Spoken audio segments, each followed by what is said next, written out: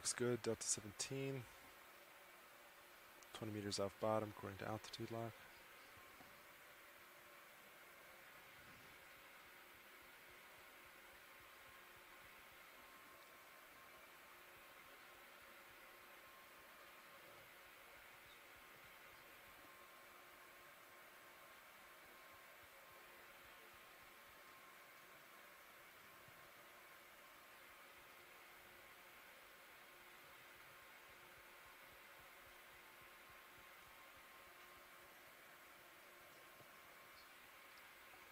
Slow down for a little.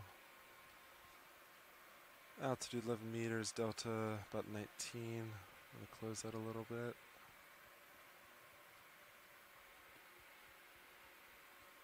Still looks good.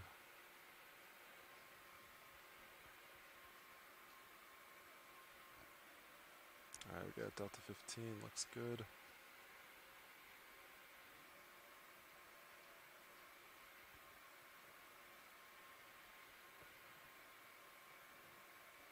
Alright, slope is according to sonar dead ahead.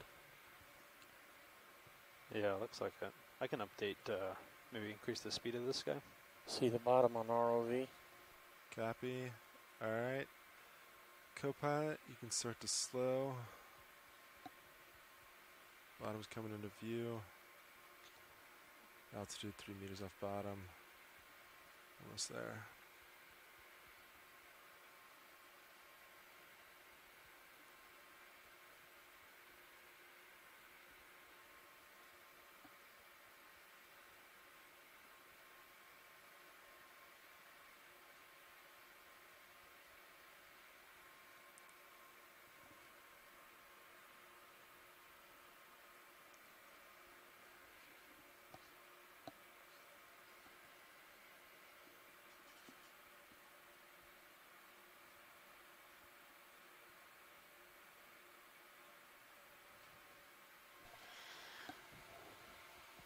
So we have reached bottom at about 1,346 meters.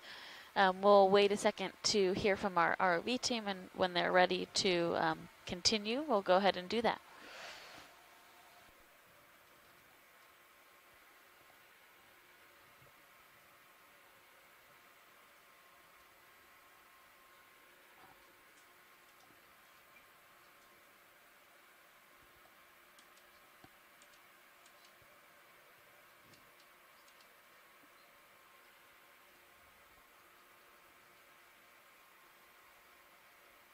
Alright, dialing in Z bias.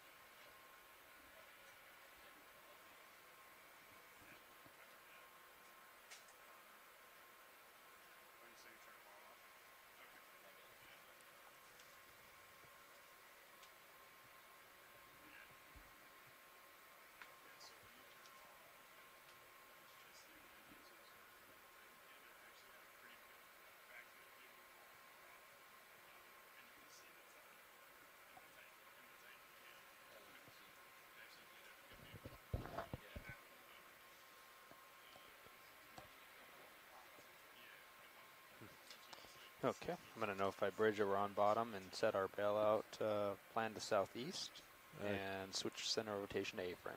Alright, copy that. Bridge is ROV nav.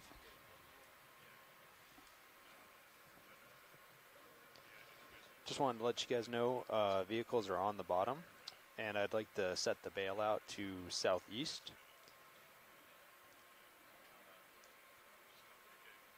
Yep, that too. Awesome. Thanks, Bridge. Deck A is co-pilot. Yeah, I got your co-pilot. All right, if you want to stand by one. Copy, standing Deck, by. we're stationary? Correct. Okay. All right, Deck, we're stationary here if you want to put on the rinser. Copy that. Let me check with your rinser engineers, see if they're ready. Good copy. We'll work on getting a camera of the deck Thanks. up here. Hey, video. What should we do for lights in this situation?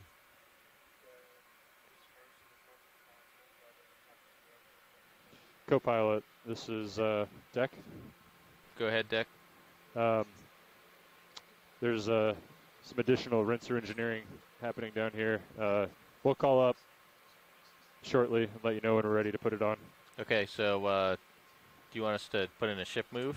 Is Yeah, it I like- would say go ahead and proceed with the dive. We'll call when we're ready, and then you can get settled out and let us know, and we can put it on. Good copy. Thanks. All right, Nav. I don't know if you copied that, but we Yep. can put in a ship move when you and pilot are ready. Okay. Copy. Do we want to adjust lights at all? Yeah, I can adjust your lights. Okay.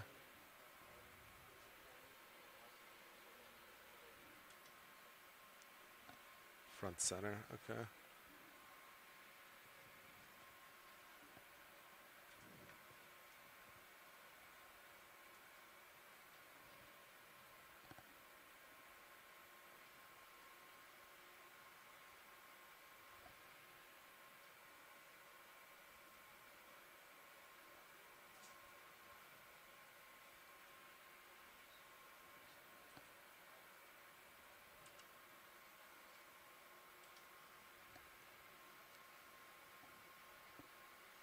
All right, that's deployed. Video, can we get one of these cams over here to be the F deck? You got it. Just tell me which monitor you want it in. We could do one of the winches, so either 14 or 11. Copy 14.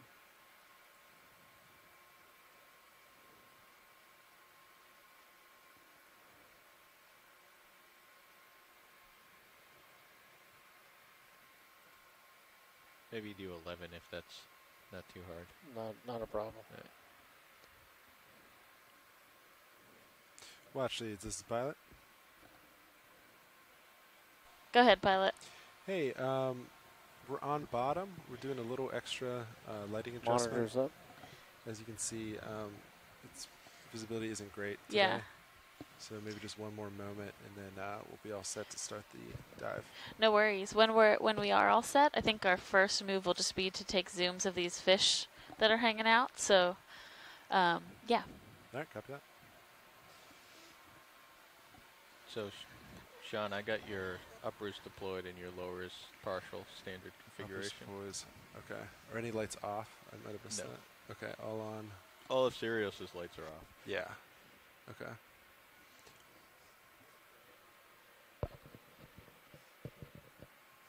The main lights? I don't think we have anything front center. Oh, I guess the eyebrows.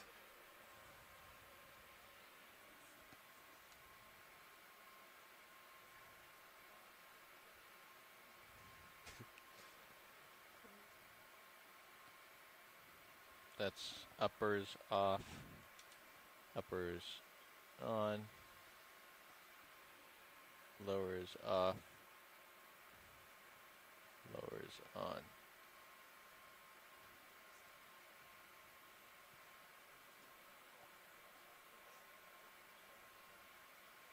Yeah, we can leave them off. I'm gonna stow the arms then. Yeah, copy that. And then, yeah, video, whenever you're, we can adjust as we go, but if you want to go for a zoom, copy. All right, well, actually, it's, we might adjust lighting as we go, but I think we can start the dive now. We'll start zooming on all the fish. Roger, thank you. So we see a number of these little interesting fish as we've approached this very sedimented bottom. Cheryl Morrison from USGS says these could be eel pouts, which I've never seen before. They have a very, interesting nose there. It's like their snout. Yeah.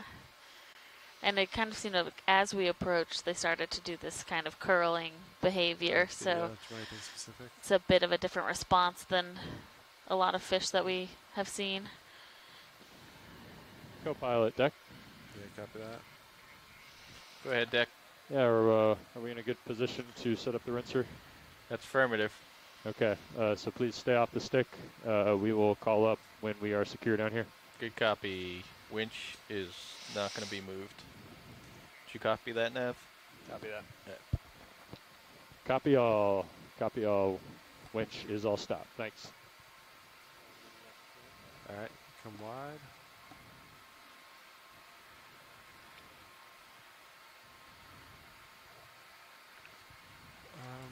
Let's see. Looks like there could be a couple different ones. So Yeah, because there's the darker ones, and then that really, yeah, they're like doing these kind of hopping. Well, actually, how's this one coming center? For next yeah, one? that would be a good zoom. All right, copy that. Video coming partial.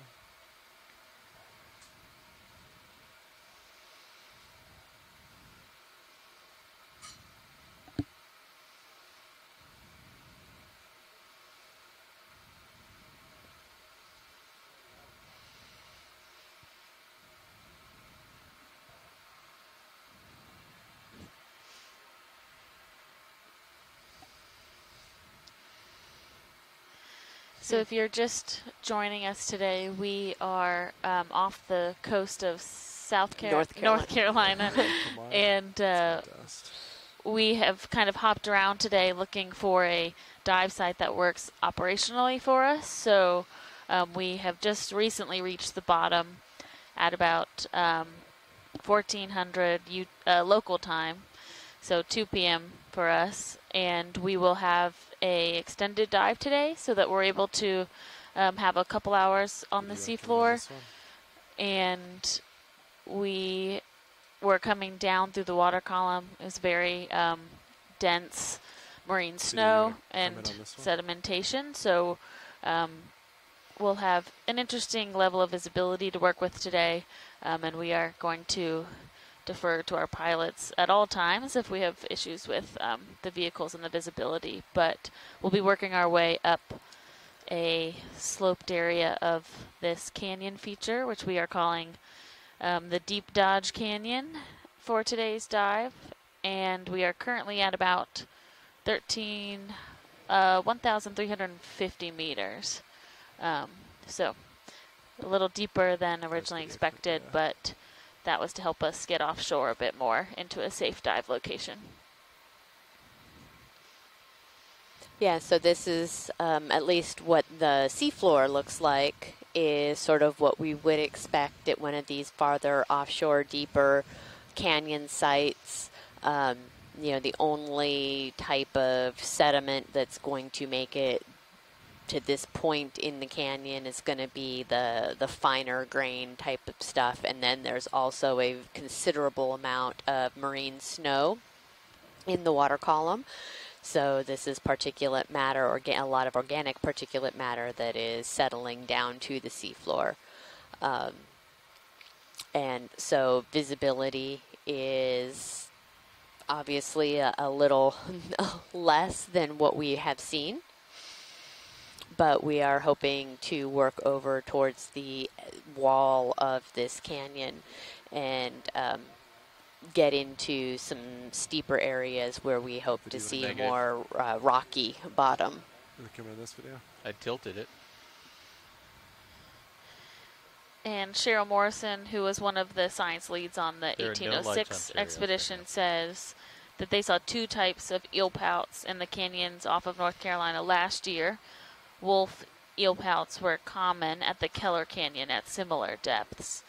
And she said that the wolf eel pouts have brown spots. So maybe the lighter color with the Do you want more brown, video?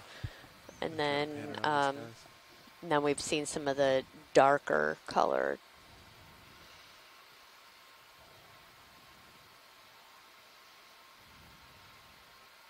I can see where they would get their common name from.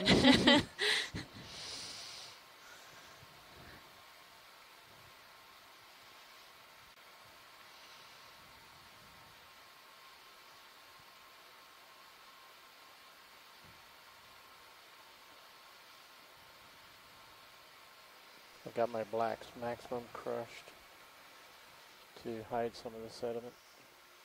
Yeah, copy that. Video's clear. Copy that.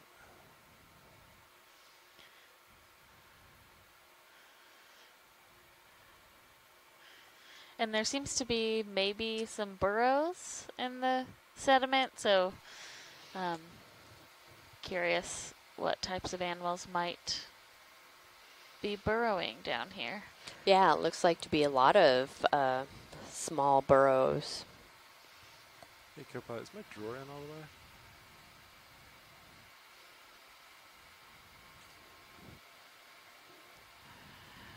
Nice. Oh, we have a squid. Good.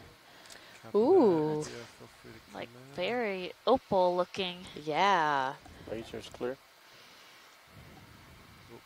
It's gonna It's go. coming underneath me. Yeah. Wow, put in perspective just how tiny those little eel spouts are. Yeah. Oh, what's it doing? Alright, video, feel free to come in. It's too far away to get enough light Copy. through the sediment. I'm gonna drop slow. Can't tilt down anymore. Slowly moving Just towards gonna it. sit here and kick up a bunch of dust. Mhm. Interesting behavior. Wow.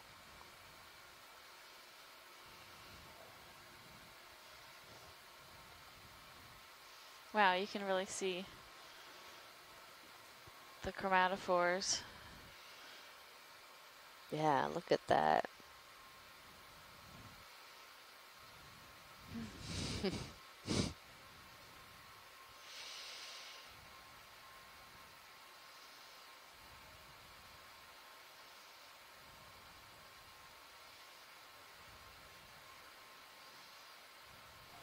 Going for tight, looking at the chromatophores.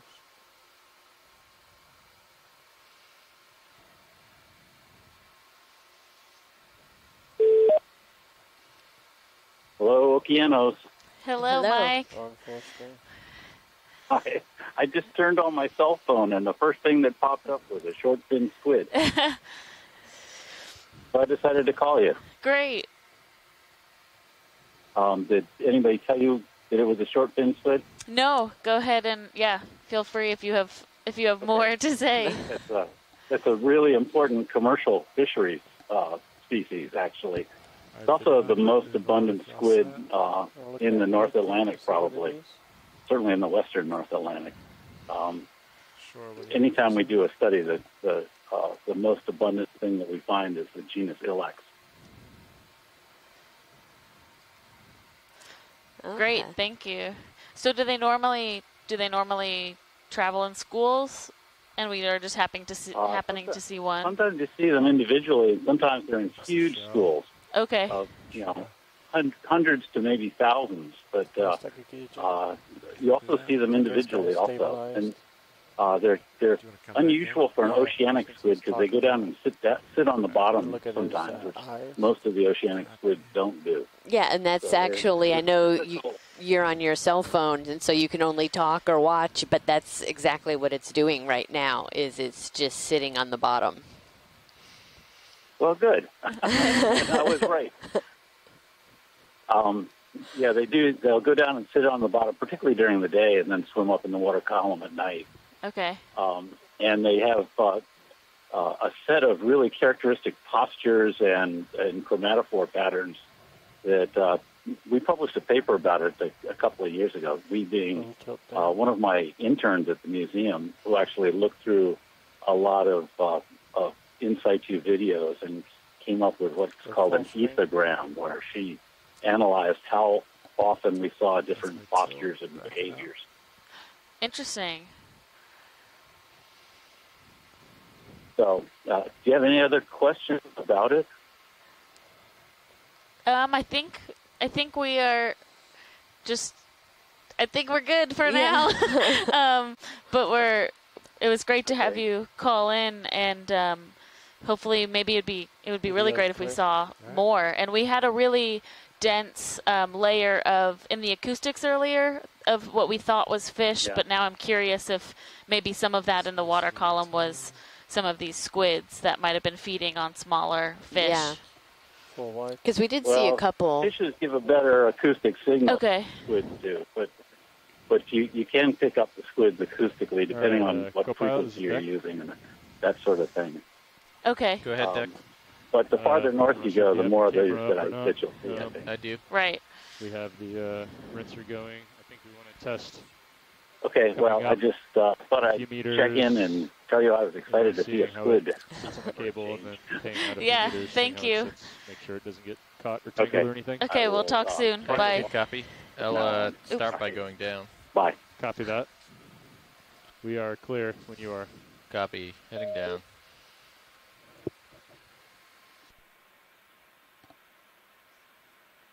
Video swapping out. Copy that.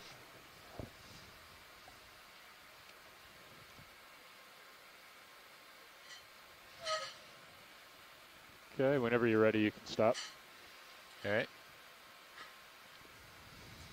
Ready to All right. come Let's up? go ahead. Yeah, let's go ahead and come up.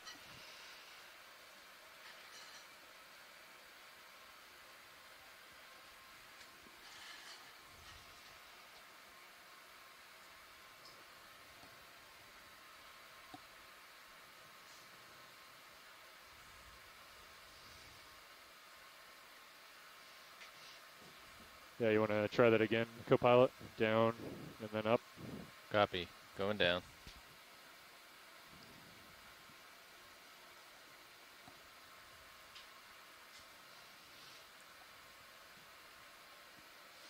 Yeah, so we're actually on like a pretty good slope right now too. Coming up. Yeah, and it, Copy. yeah, and it gets even more so as we go. Yeah, so that looks Hard to tell. All right. that's pretty significant. You want me to And repeat this that? is the flattest part Yeah, of the one whole more time. area. Yeah. Thanks, Copilot. Coming down.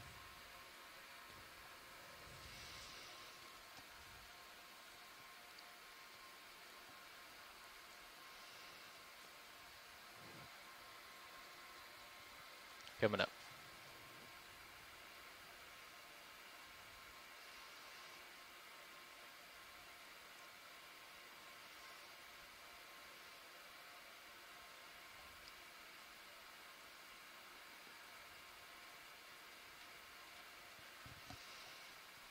Okay. Okay. Let's maintain this. We're talking about it. I think you can proceed as normal, and we'll let you know if we need to take it down. Copy. Coming down a little bit here. Copy. Thanks. All right, Nav, we can proceed. Sounds good. I don't know if you guys want to do. Can you hear me? Side tone on this is really low. Yeah, I can. Sound good to me. I don't know if you want to proceed with smaller hops just because of the visibility. Definitely. Yes. Yeah. Okay. So we can either just go uphill or head to the waypoint. If going to right now, the waypoint is 220 from Sirius. So I don't know if that looks good for you uphill. That's fine for me. Yeah, let me peek real quick. Yeah. Okay. Sounds great. 2-2. 20 meters at 220. Yeah. Coming up. Yeah, you could do 30. 30 is about a tether length. Yeah, that'll work well. Maybe. You want to do 30? Sounds good to me. 30 yeah. meters? Okay. Yeah, I think there's some pretty big sand ripples here. I'm looking at I saw those. the sonar, and I have no idea what that is. Yeah. It's not a shadow. It's a trough. Yeah. And it's like a good cutoff, too. Yeah. Interesting. Bridge to Star RV Nav.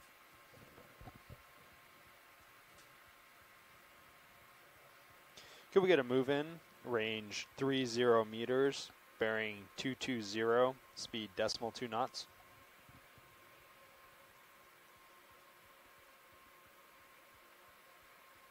Good copy. Thank you, Bridge.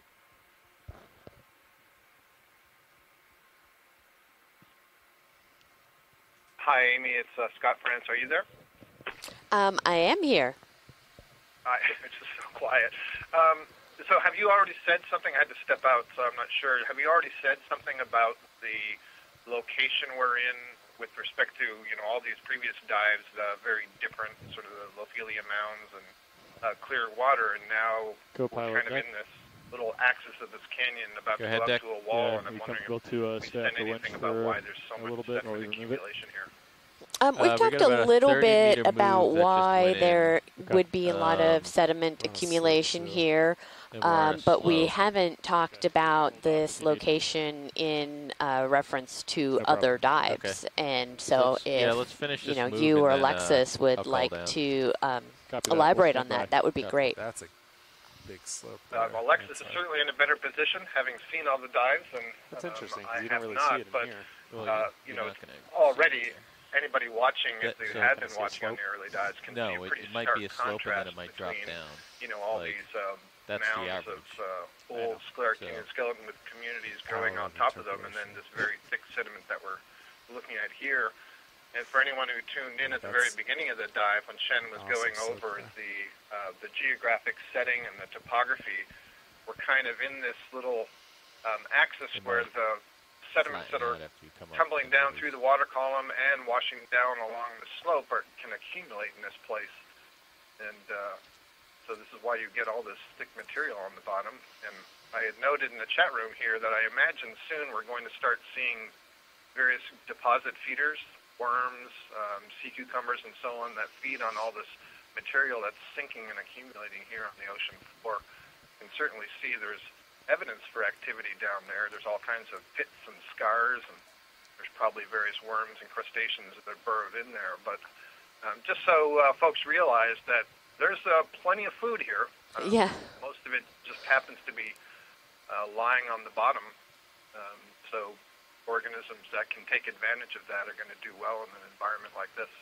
Yeah, and you bring up a good point also about especially comparing, I'm not terribly familiar with a lot of the canyon dives up in this region, but just in comparison to some of the previous dives we've done on this expedition, we were much farther offshore and we were seeing all of these kind of elevated mounds like you were talking about. So the water was much more clear. There was a lot less particulates in the water column to settle down, and then also they were these little kind of elevated bumps in the midst of probably seafloor that looked like this around those mounds. What's the grid size for this? So yeah, it's really great to put that into context of our previous dives compared to this one. Grid size. Right, it says how important it is for the sort of community of organisms that you're going to be seeing, whether there's exposed rocky substrate that some organisms can attach to, or something more like this, which is very thick sediment. And so right now at least, we're not seeing the same sort of organisms, same sort of animals. And I think we're all hopeful that, well, what we're seeing here is good. And there's going to be a lot of interest, of course, to the fish biologists and when we were making soft sediment communities. Usually but as we you're get told to that the steeper part of this wall, you're given the I think data, some of or us are when you hoping grid to it, see it'll some say 25 areas meters. where the sediment can't You accumulate put it as in the well label. because it's steep enough, and so we see some exposed hard substrate, and then maybe we'll But start seeing some with- spruces and corals. so maybe in They're a file name. associated Yeah, fauna with as well. Shannon doing Exactly, it, yeah. I've never seen that. Although I would love to do a Yeah. push core in this sediment. I don't think you'd be alone in that. Did you want to snap this fish? But yeah, thanks for that, Scott. Appreciate your maybe 50 meters. your experience and And I think this comments Yeah, on this. So that's 50-meter grid.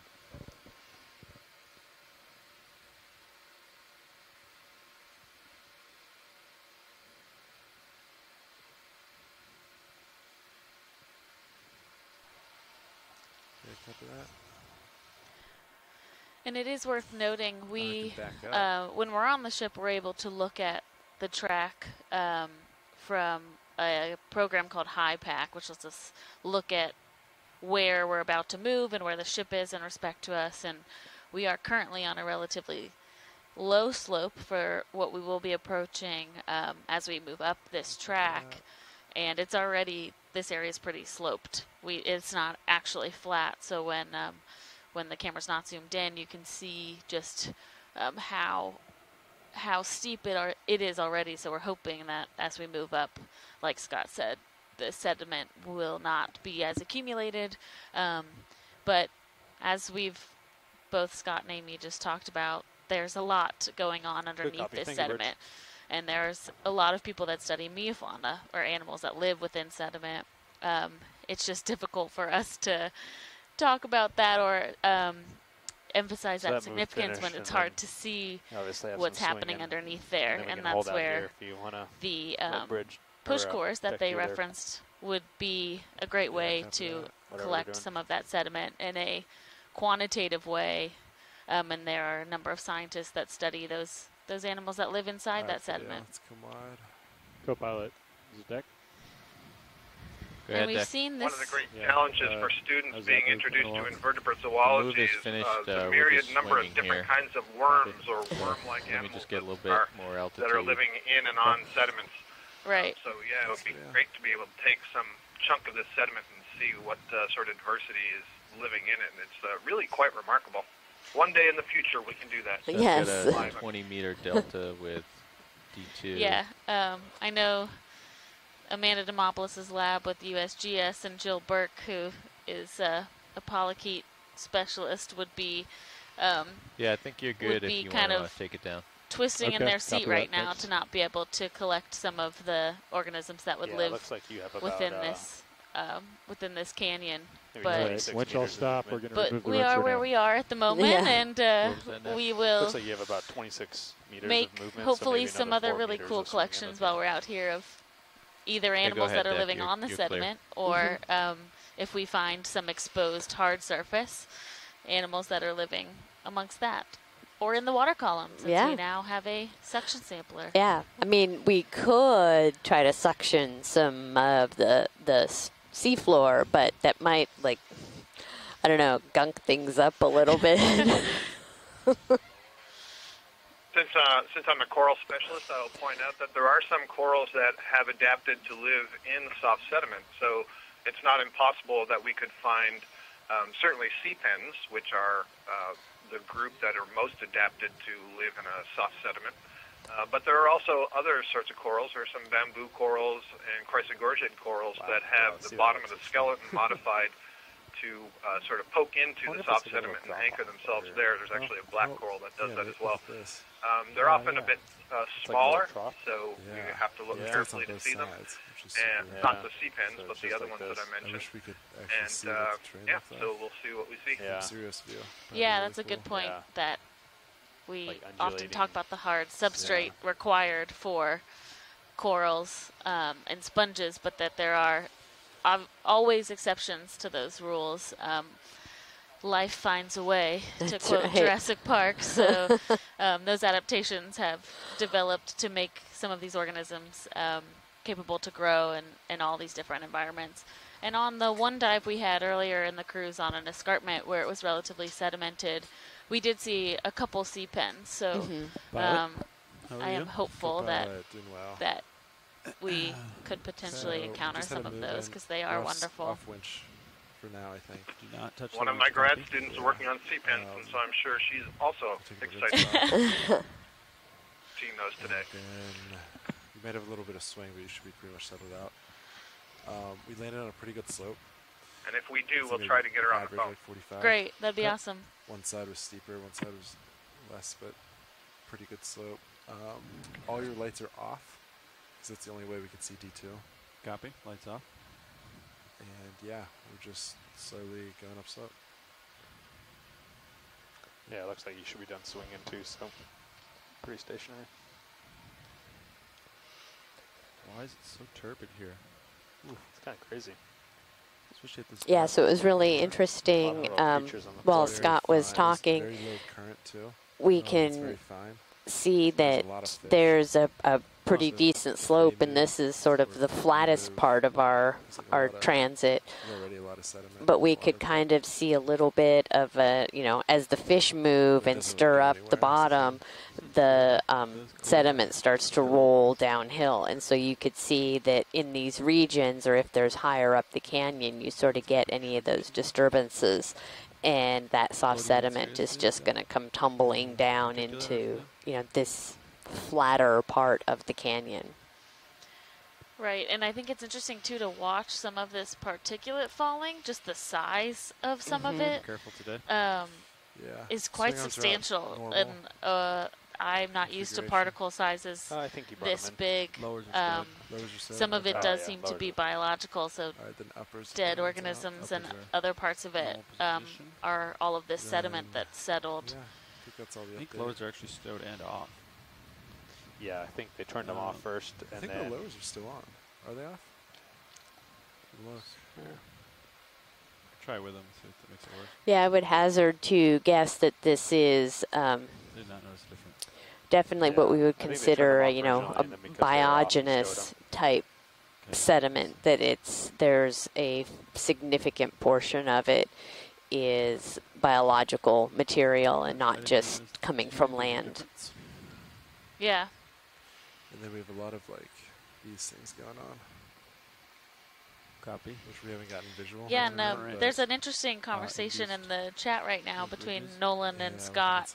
And Nolan had commented on, we just recently got our slurp sampler, and so hopefully push cores could be not too far off. And that discussion, I think, is underway within within the channels that are required to make that happen. And Scott made a comment of he was thinking more in the terms of maybe one day we'd be able to have an in situ microscope, so something that we would actually be able to look at these really small things while we're still in the deep sea. That would be very cool.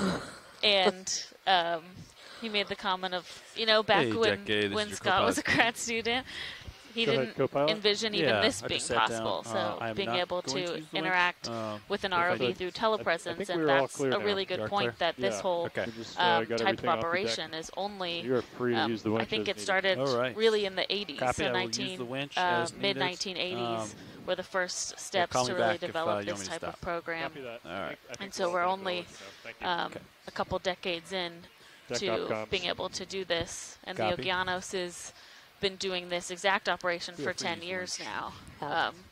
So all those kind of crazy ideas, they really are possible if you if you bring the right networks together and bring all those creative people that can come up with solutions for some of these things that we kind of think are off the hook at first. Yeah, absolutely.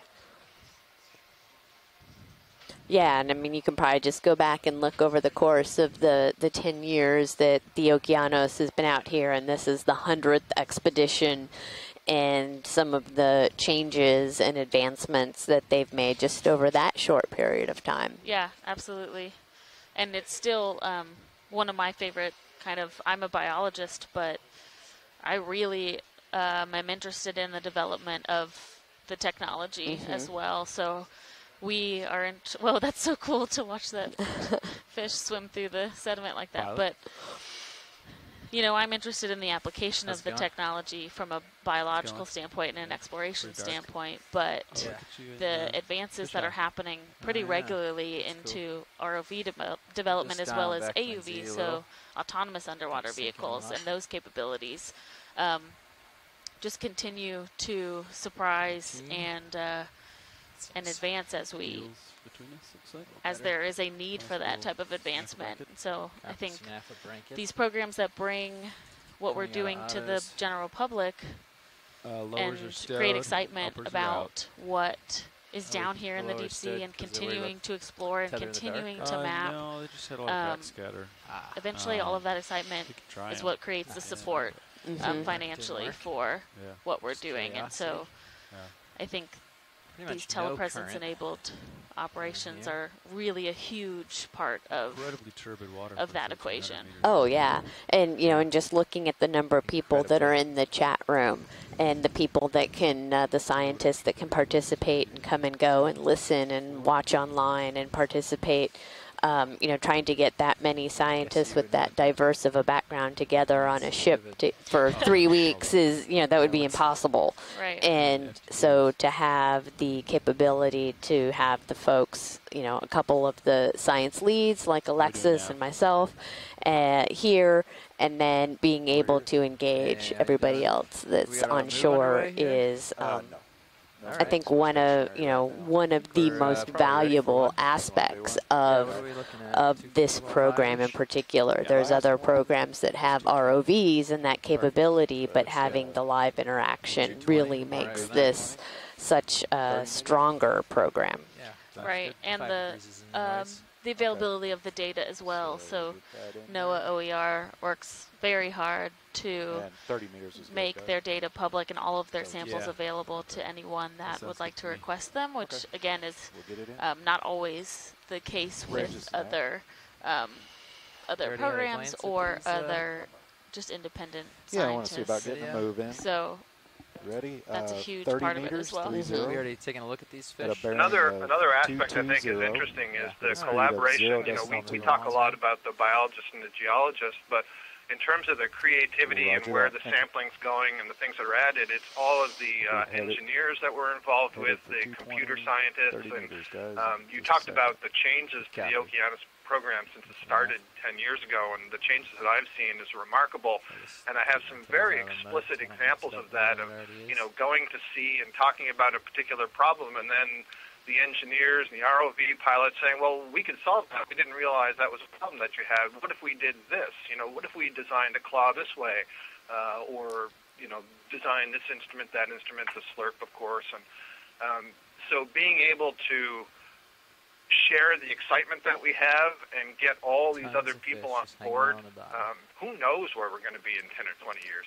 Yeah, it's really exciting, and talking to some of these ROV pilots, and they have these engineering backgrounds, and they spend the off season developing those things that you were mentioning, Scott.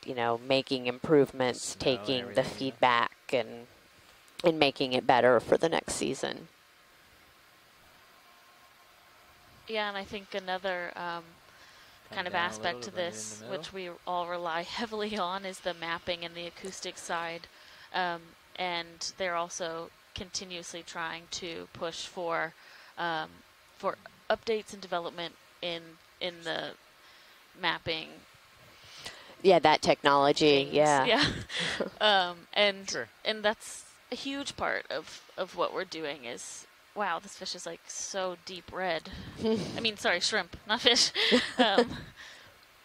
But a huge component to the NOAA OER mission is continuing to map the seafloor, especially in this on the southeast coast.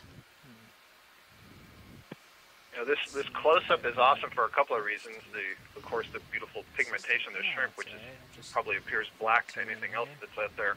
But seeing all this marine snow, and a lot of it seems to be hovering, it always looks like it's raining down. Yeah.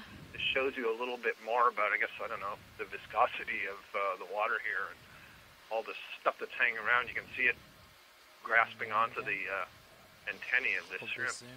Bring it in. Very cool. A lot of productivity here. Yeah. Try to hang out here. I'm not sure why we're drifting around so much.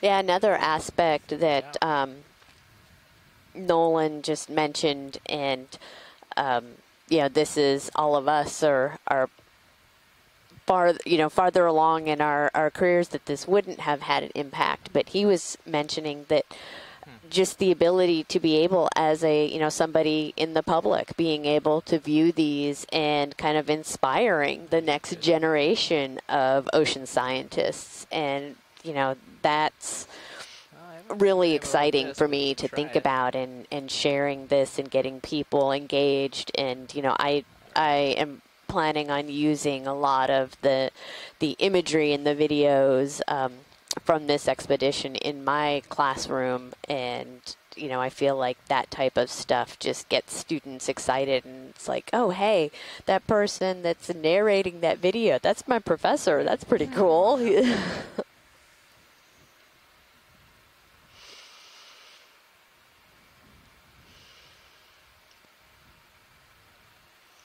Right, I think most people are familiar with the most compelling campaigns for anything are on a visual aspect, and so being able to bring this type of imagery look at that. that is curated essentially by our video engineers and our videographers is that? Yeah. and for I'm free pretty sure that was my lateral. is Turning my head. Is a really impactful It's pretty light. component. Yeah. Just swim through it. Get out ahead a little here.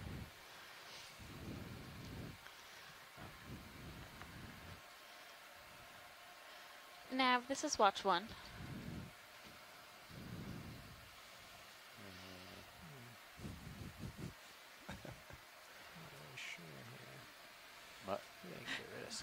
Can you hear me? Can you hear me now? Can you hear me? Find a spot without a dust cloud. It's a big poof in the water here. It wasn't me. It's like you're in a dust storm. Yeah, I am in a dust storm. Sometimes if Sirius like heaves really bad, it can hit the ground, but we're not heaving today. No. Come around this way. It looks like I have some clear water ahead over here. There we go.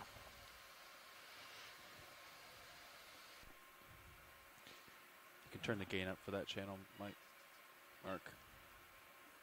Yeah.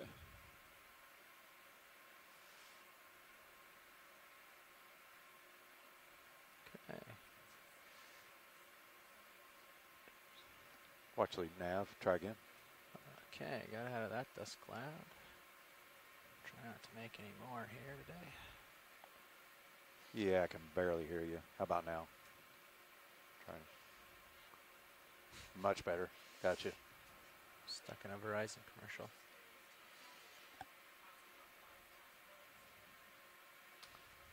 I'm trying to. Let me check on that. Stand by. 1830 recovery. It's not the off bottom though. You'll have to do the math on the spreadsheet here.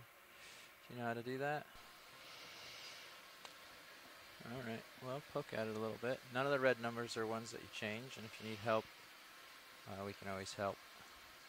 Copilot can throw up that screen here for a bit if he needs to help direct you.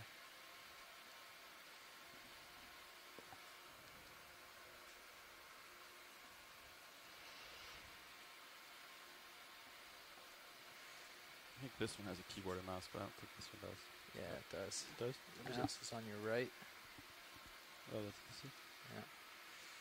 And then the keyboard is sorry. tucked in there. Copy. Go ahead. Don't steal his control though. Let him do it. I think it's too late. Over here is your. Yeah. You want I was just trying to get measurements first. Figure out how far. Right.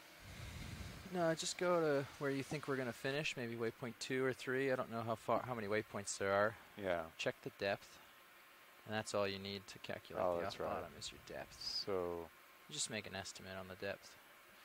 Okay. If we're off bottom is 10 minutes different than what you tell them, they don't mind. They understand. It's a guesstimate. Gotcha. To some degree.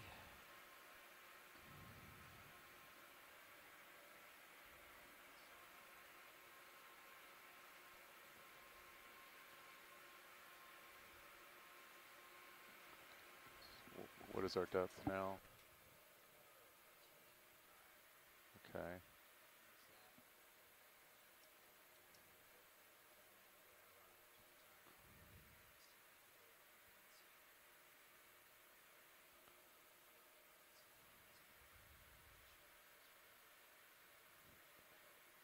Okay, and co-pilots. Yeah, I got that.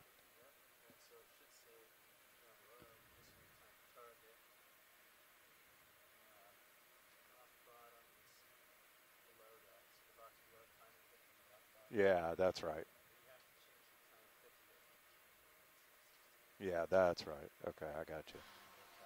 Can we take a look at the like reddish thing that was just went out of view?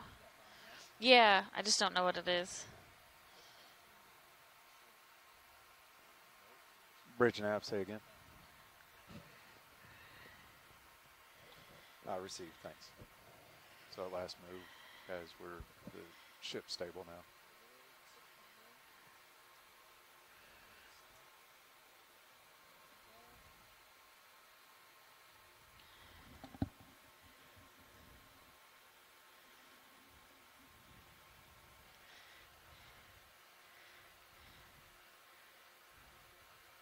It does definitely look like the outer skeleton of a shrimp. I just don't know if it's been I guess maybe it was eaten. Somebody had a meal or it molted. Yeah. Okay, thank you.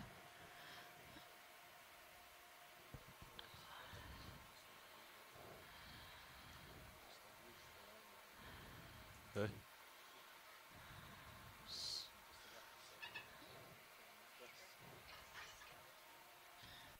So much turbidity today. So just to confirm, I'm coming up, sorry guys, coming up with a 1747 roughly. Does that sound right? Local. Yeah. So it's 2147 UTC. Yeah.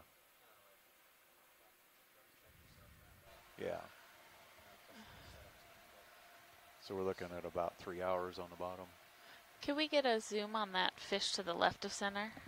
Thank you.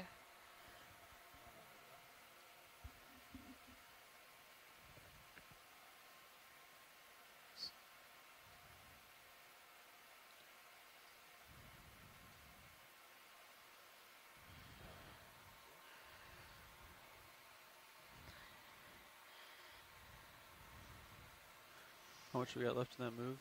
Nav, when you have a minute? No rush. Oh no, we're ship's Ship stopped. Stopped. Yep. Okay. I'm ready for another one then. Okay. When? Want to go ahead and do it now? Yeah, 220. Okay.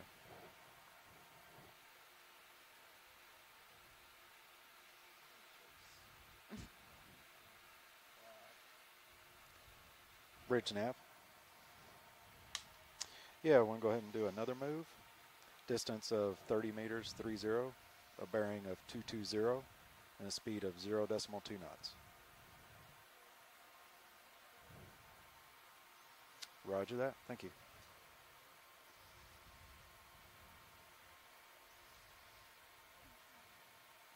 That's Watch great. lead, Nav. Thank you. Oops. Go ahead, Nav. Sorry about that.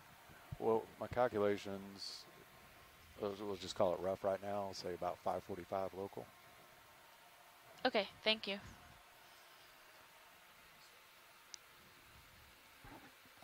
Have visual Appreciate tether. Looks good.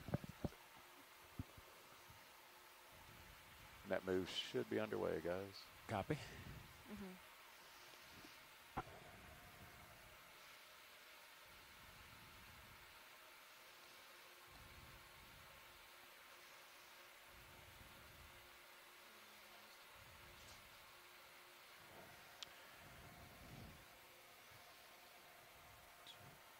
4 o'clock local.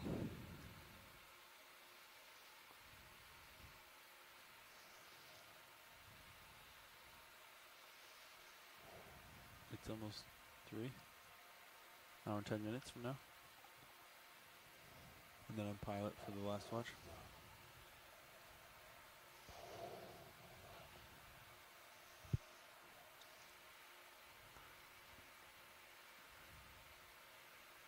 Got you at 29. A little bit of tether, but not much. I can see it.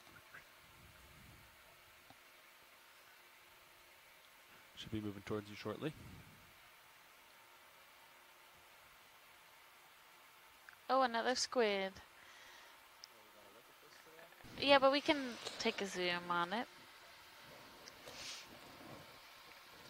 We saw one of these just right after we had reached bottom in a similar posture.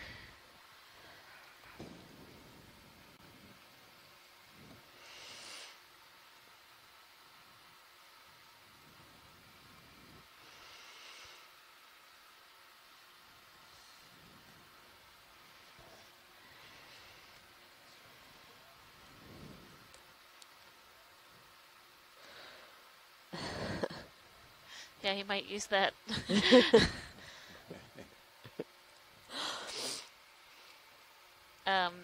Mike Vecchione has confirmed this is the same type of squid.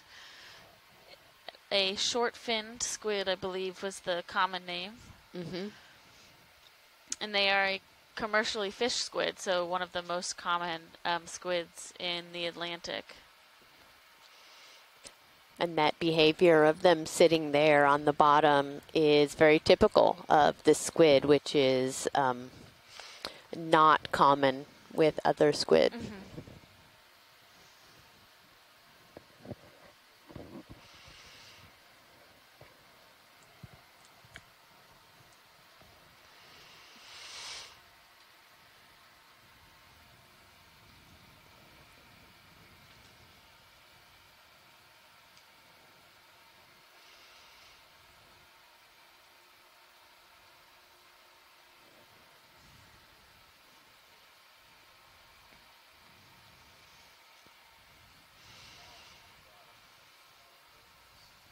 Should duct tape some glow sticks to the tether. For days like today.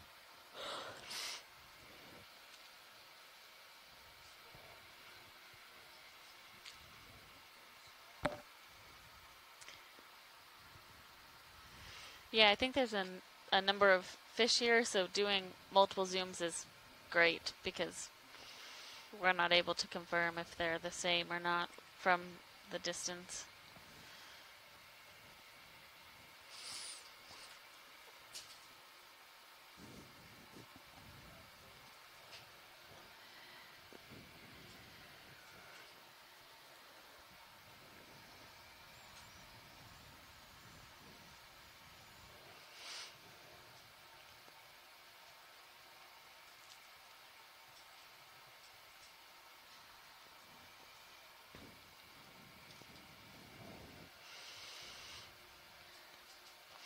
So we have a question here from Gracie and Reagan that are watching in Iowa, and they wanted to know how deep the ROV is, or how far it took to get to the bottom, and then also how deep the ROV can go. Oh. And right now we are at 1,300 meters, or 1,315 meters, which is close to probably 3/4 of a mile or so. And this particular ROV can go to 6,000 meters.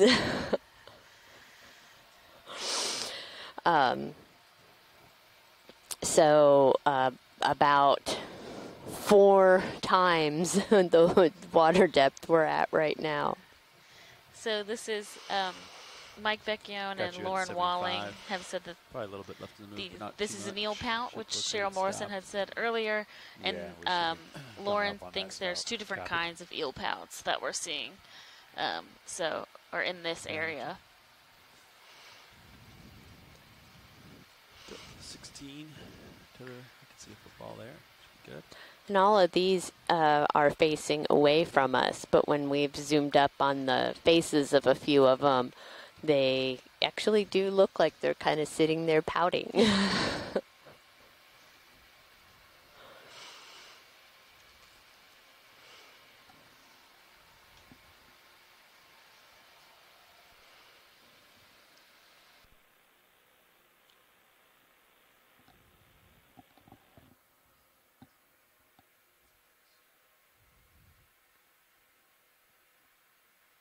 Yeah, it looks like, guys, we're probably done with that last move.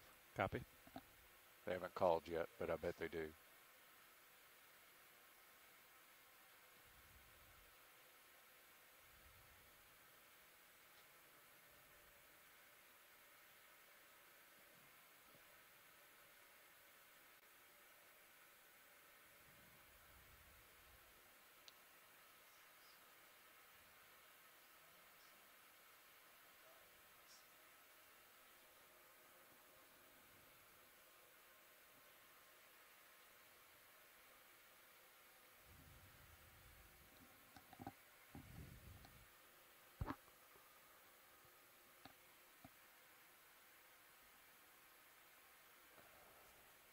Yeah. Looks like it's super easy to make a big plume of smoke, of dust.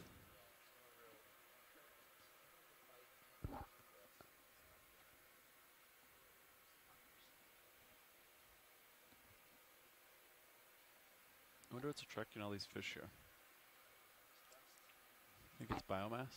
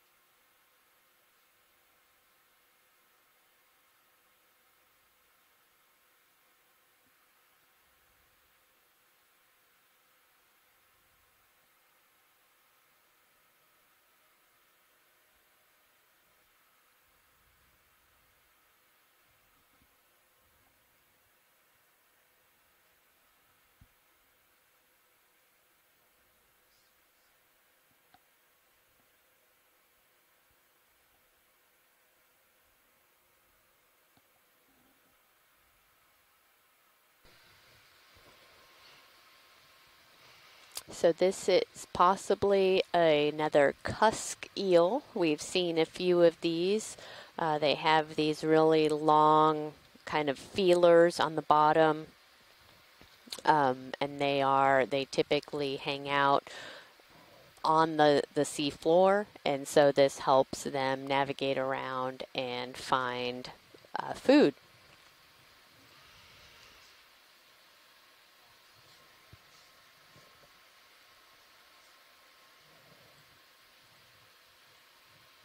You can see the cut in.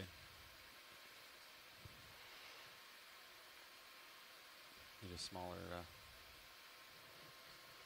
startup, yeah.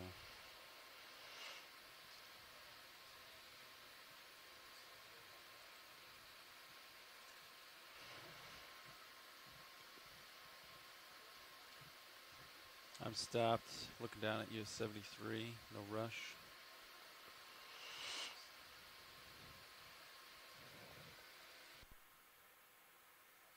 Tether looks good right below me. No issues.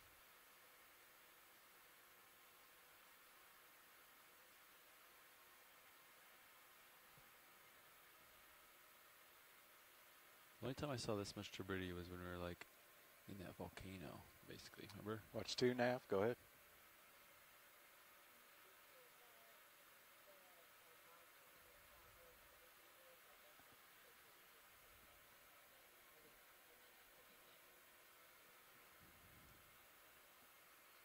What's that? Actually, it's good timing. It's coming up on it. D2's almost there. So here's another squid. This is different from the one we saw earlier. It's a very interesting stance. It's like his eyes are looking down and his tentacles are just feeling the ground. Mm-hmm.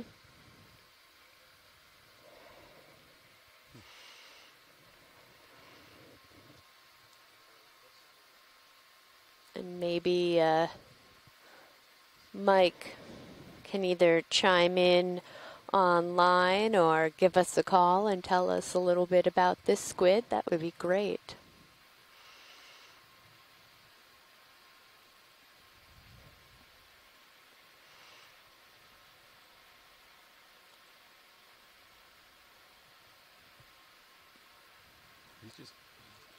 He's just chilling there. He's focused on the ground. He's not looking at us.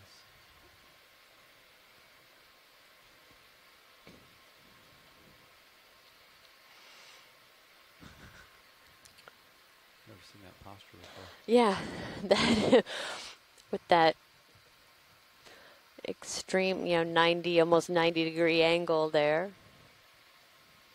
So Mike says it's a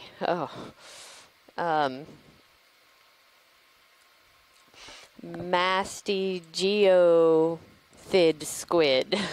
I think I probably just butchered that, but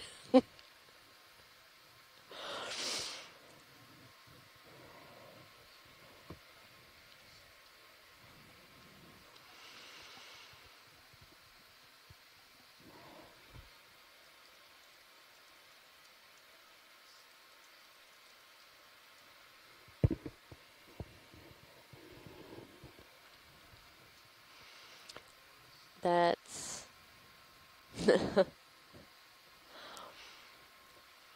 really amazing to see how it can just maintain that perfect posture.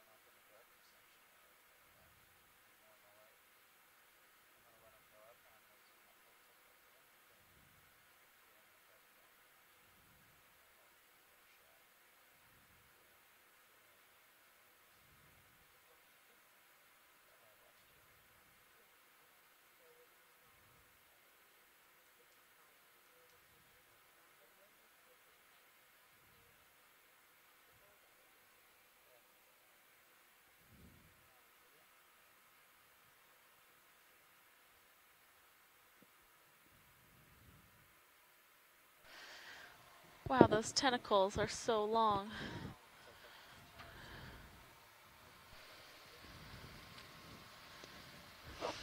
Yeah, so they have the 8 arms and then the 2 long tentacles, correct? Correct, yeah.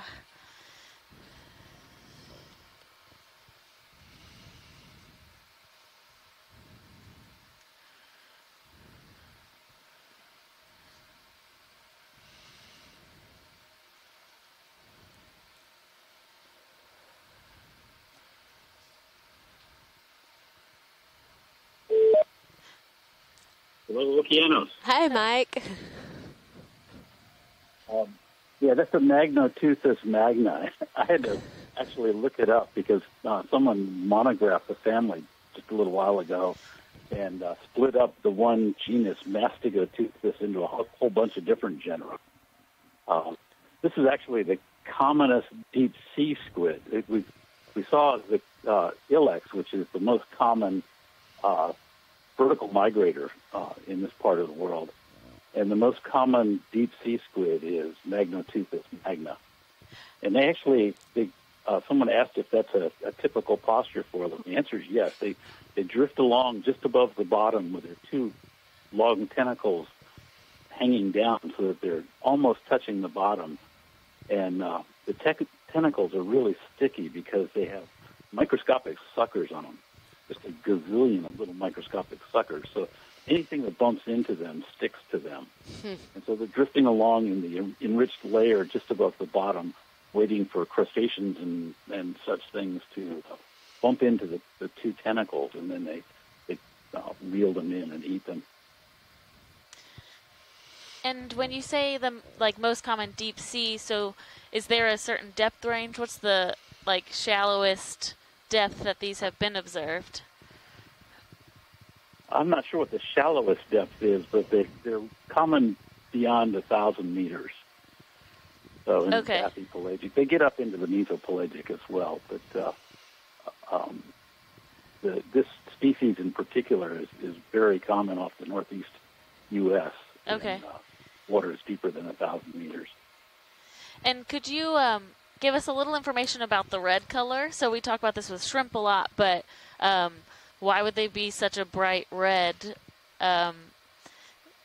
when that seems to be bright to us? Yeah, I'm sure you've discussed this. In fact, I heard people discussing it earlier in the cruise.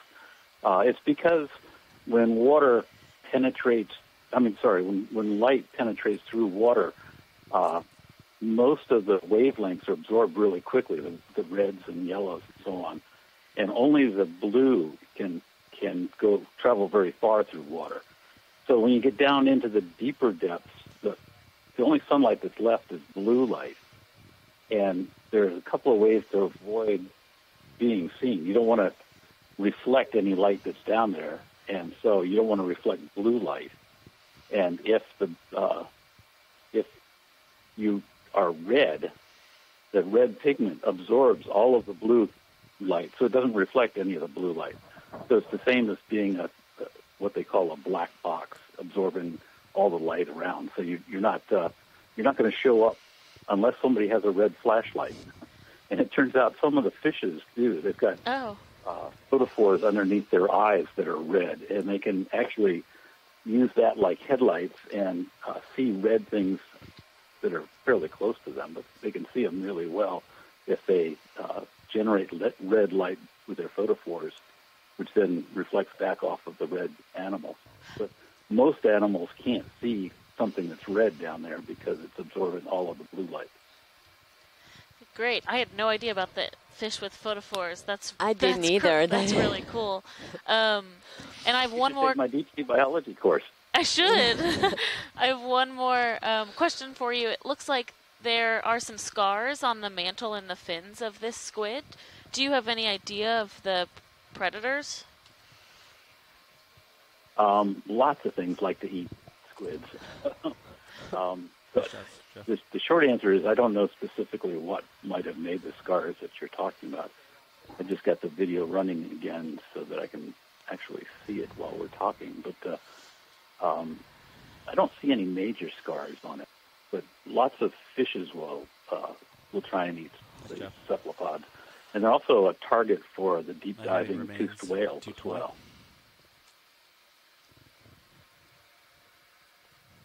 Altitude 9. Well, thank you so much for all of that information. It's really helpful, and I know that the folks that are watching were wondering, we were all wondering about the characteristics of this squid, so really appreciate you calling in to tell us more about it. One more thing about the red color of these squids. We used to think that they didn't have functional chromatophores. We thought that because they live so deep that the chromatophores didn't actually work the way they do in shallow water squids. But these kinds of videos have shown that they actually can change colors. Really? Like others can. So, yeah, that squid could turn white in a fraction of a second if it wanted to. I got you. Wow. I've seen other ones similar to it make color patterns on their bodies, making the fins white and the body red. And, there's an octopus on the left. Is it another squid? Okay, sorry. Sorry, Mike.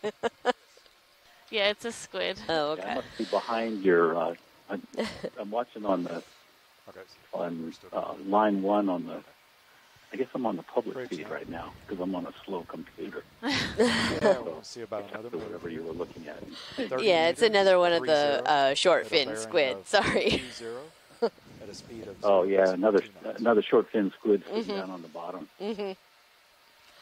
Actually, since it's on there, I'll mention that this behavior is what I refer to as leaning on her elbows, because if you notice, the head is up off of the sediment, and the tail is down on the sediment, and the arms are folded back, so it's sort of leaning on its elbows. But the reason it does that is because the funnel, the part that squirts water out of the body, is on the bottom of the body, so that keeps that up out of the mud. Okay, and we can see it doing that. It's like squirting out of that funnel and kicking up a cloud of dust underneath it. Right. It's thinking about running away. Yeah. Getting away. But it hasn't decided how threatening you are or whether it's better just to freeze in place. Yeah, seems like we're going to potentially have a very squiddy dive here Yeah. today. Well, that's perfect. It is good, yeah. Okay, I guess I've taken up enough of your time. If you see something else cool, I'll Well, so somebody actually asked, since we have this here and we have you on the line, okay. somebody was asking that the Latin base of the name has to do with like enticing, and so what is the kind of enticing aspect of the short fin squid that would give them that name? Do you know? I didn't even know that was the Latin base of the name, to be honest. But they are delicious. Okay. Great. There are several species. There's actually 4 species of ilex. Okay. And the reason I first said that it's almost certainly Elisabrosus, if you were farther north past Cape Hatteras, I'd be pretty sure it was Elisabrosus. But down where you are, there's another species that it could be, which is Oxygonius. And you can't tell the females apart. You can tell the males apart, but not the females. Okay. And then if you go down into the Gulf of Mexico, nice. there's a 3rd species, which is also found in the eastern Atlantic. And then there's a 4th species in the South Atlantic. Okay. Okay. And it looks like we've found another type of fish that has an interesting adaptation for these soft bottom areas.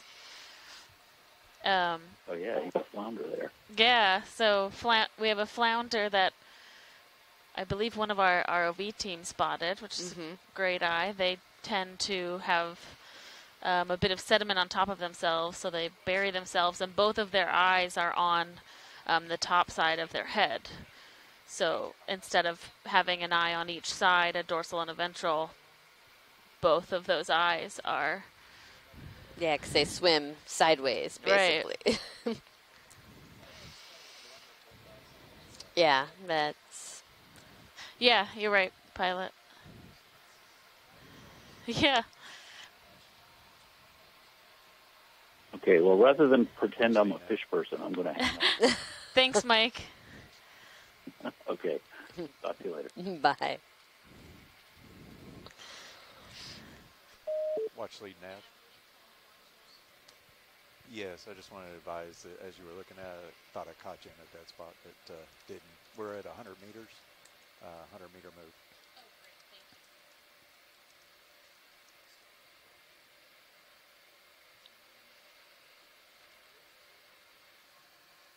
Oh, and Jim Matterson has said it's right-eyed, so it's a sole, not a flounder, which is a different type of these flatfish.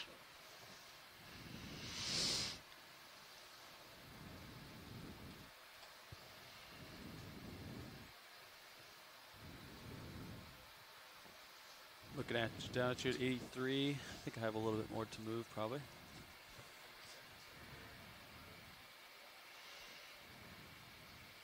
Yeah, ship's still moving, but not too much more move. Nope. Our soul and our... Exactly.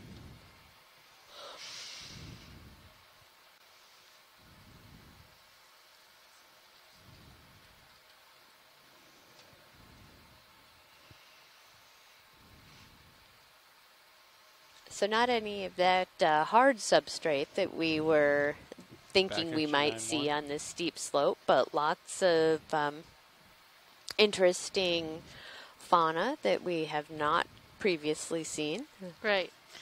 Number of fish and two different types of squid so far. Mm-hmm. And like Scott France had said earlier, it is interesting that there doesn't seem to be any sea cucumbers or organisms that actually feed on what is in the sediment, or none that we can see at least. Yeah.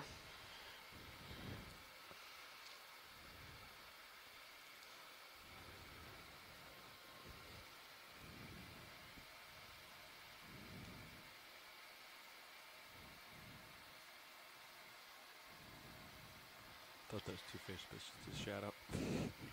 It's like, wow, they're the same, exactly the same. Last move should be finished up here. Copy. Oh, what's Oh. What is this? This looks very seepy. It does look very seepy. So, yeah. No bubbles. But if we can take a nice zoom on one of those white patches, that would be helpful. Oh. It's okay. That is one of the easier ways to identify a seep, is if you see active bubbling or methane seepage. But we also have, so these white areas could be indication of bacteria that's feeding off of methane.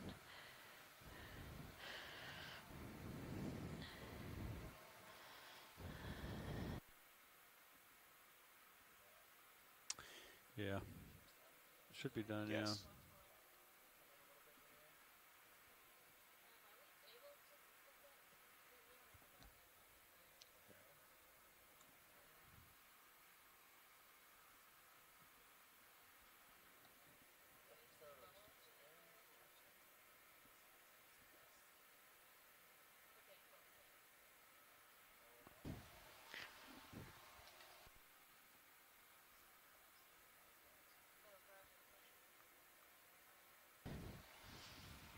Yeah, video, delete the dust.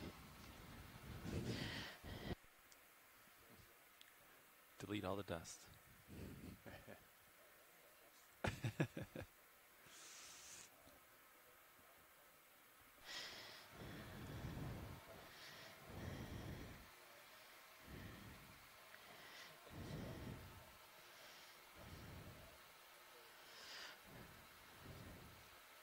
Receive. Thanks, guys. Bridge So confirmed. this is likely authigenic carbonate, so carbonate that's been formed by bacteria that is processing methane. And there's a number of these fish that seem to be enjoying this spot very much. But it is quite sedimented, so our pilots are working to find a spot where we can kind of set and take a look at some of the white patches.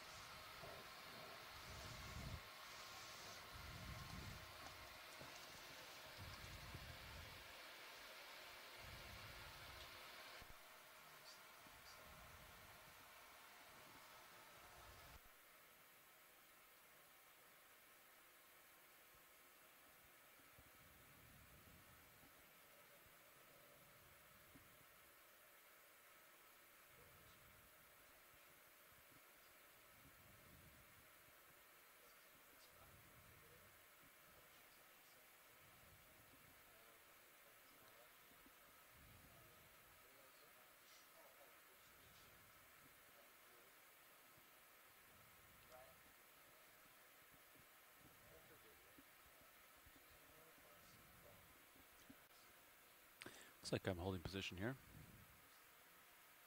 98.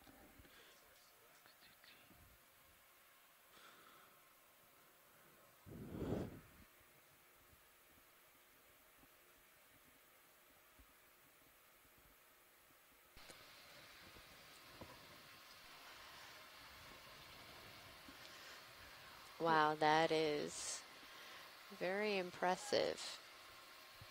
Yeah, I am a little taken aback by the density of the white part on the gray, next to the gray parts of the rock. Just because that is such a dense patch of what could be bacteria. I'm more familiar with bacteria mats as they're growing on the sediment. But if we have any of our scientists on the line that are really familiar with seep sites, we would love to have you call in or join us in the chat to take a look at this with us.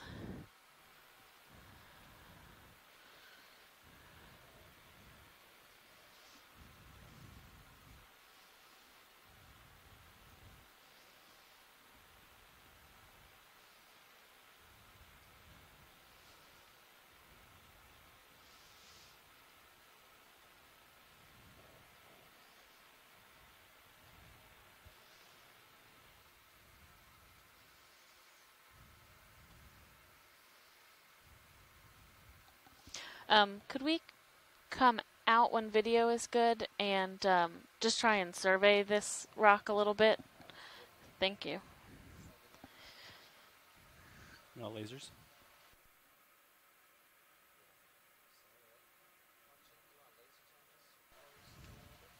Yes, please. That'd be great.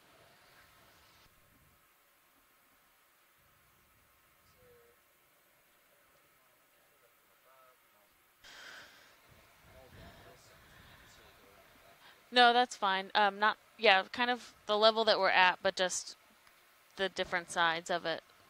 Yeah.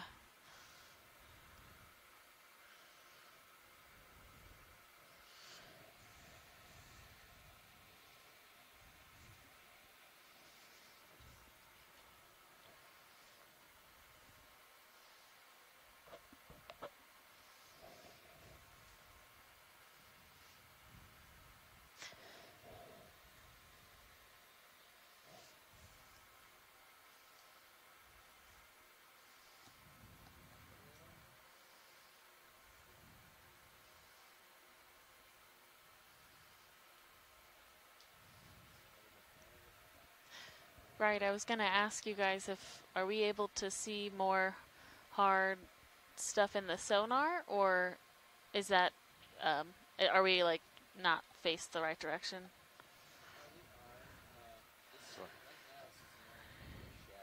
Okay. Roger, okay.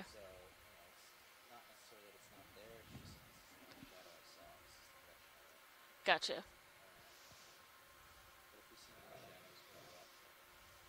Sounds good. Yeah, good idea.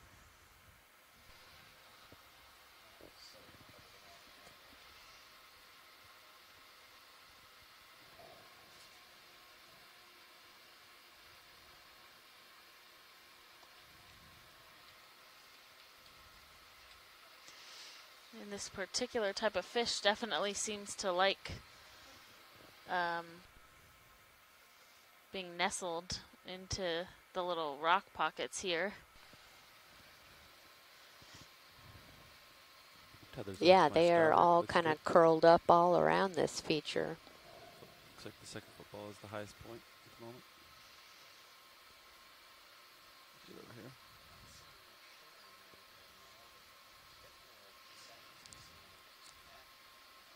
here. Yeah. Right. Yeah.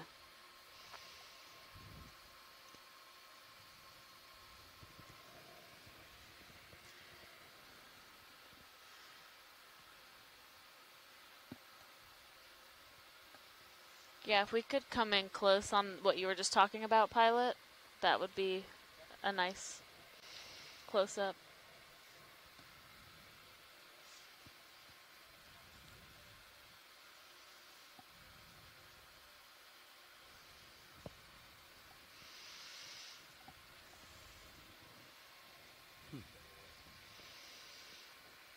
Lasers are off.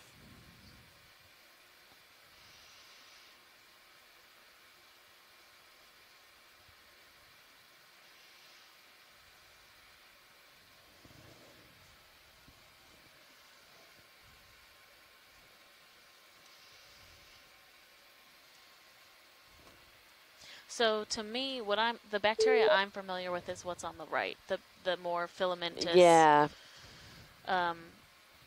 Did someone just join us on the line? Hi, Amy. It's Carolyn Ruppel. Hi, Carolyn. Getting up to speed now here. Hi, how are you? Thanks for the email. Yeah, I'm glad that you could get logged in and join us. Well, I'm not in the chat room, but I am online and I'm watching the video. Perfect. Now. So, I'm sorry. Can you remind me what your water depth is right now? We're at 1,300 meters. Oh, wow. Okay, you're really deep. Okay, thanks. So we haven't seen any bubbles, but we've been on a really soft, silty bottom, and then we just came upon this, harder feature with these, white patches and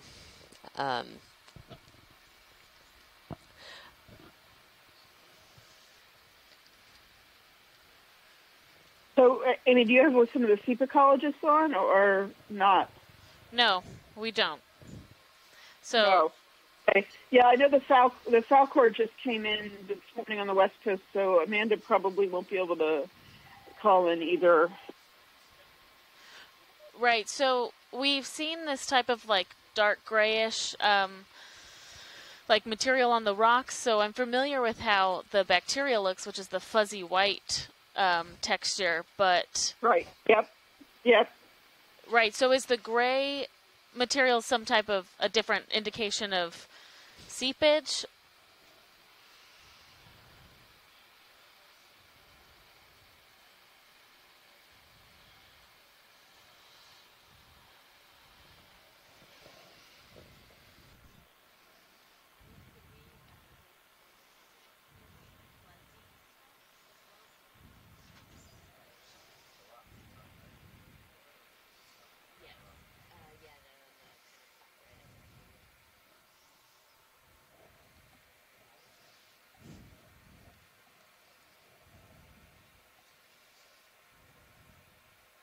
So is this really one of the first hard grounds that you've seen today? Yes, it is the first hard ground that we've seen today. The rest of our approach has been pretty heavily sedimented.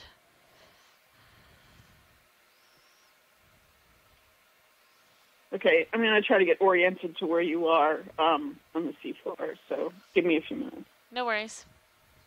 Yeah, so what we're zooming in on now is definitely like a filamentous bacteria. So the bacteria itself would be feeding off of methane that's in the water column.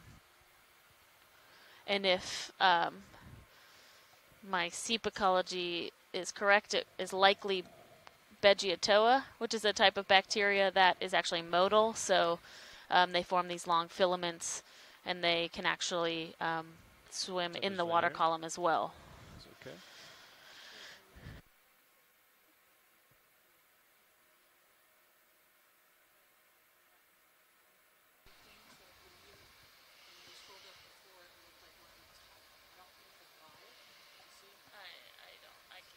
Like this?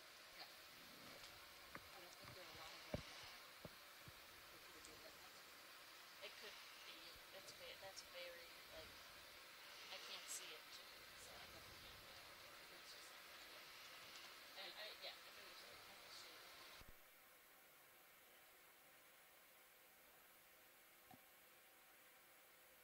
So So for people at home that are watching, we're working on our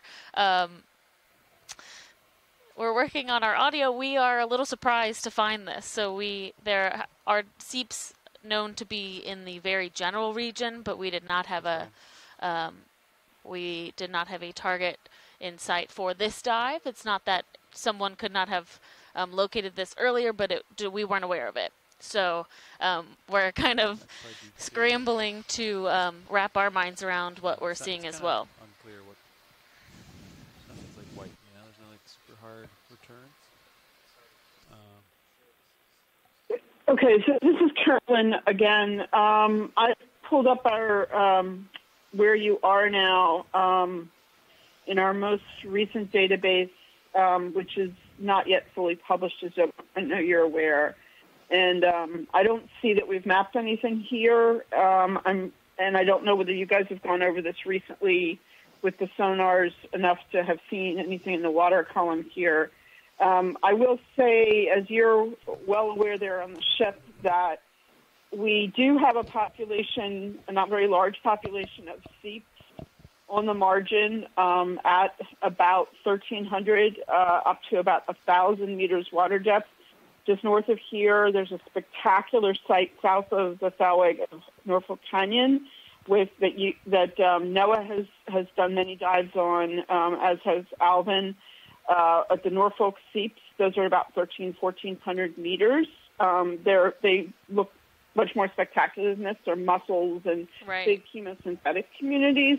And there is a seep that is targeted for a dive later in this expedition that's also at about 1,300 meters water depth. That's not that far away from here. So it is quite possible that would be a reasonable depth to find these at. For some reason, we seem not to find very many between about 600 meters and about 1,000 meters. And we have some rare ones that are 1,000, 1,300.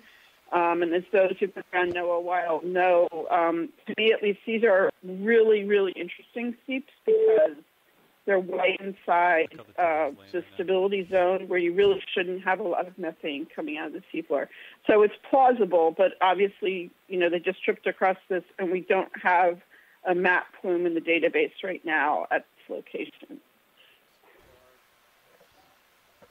So, Carolyn, we did not map these last night, but because we just found this site early this morning when we were relocating after all of our different trials and tribulations to get a good site today. But the plan is to map over this and get good sonar data as we leave today. No, on your sonar. Yeah, so I figured, yes, I know. I was watching the emails come this morning. I realized that there was a lot of complication this morning. So.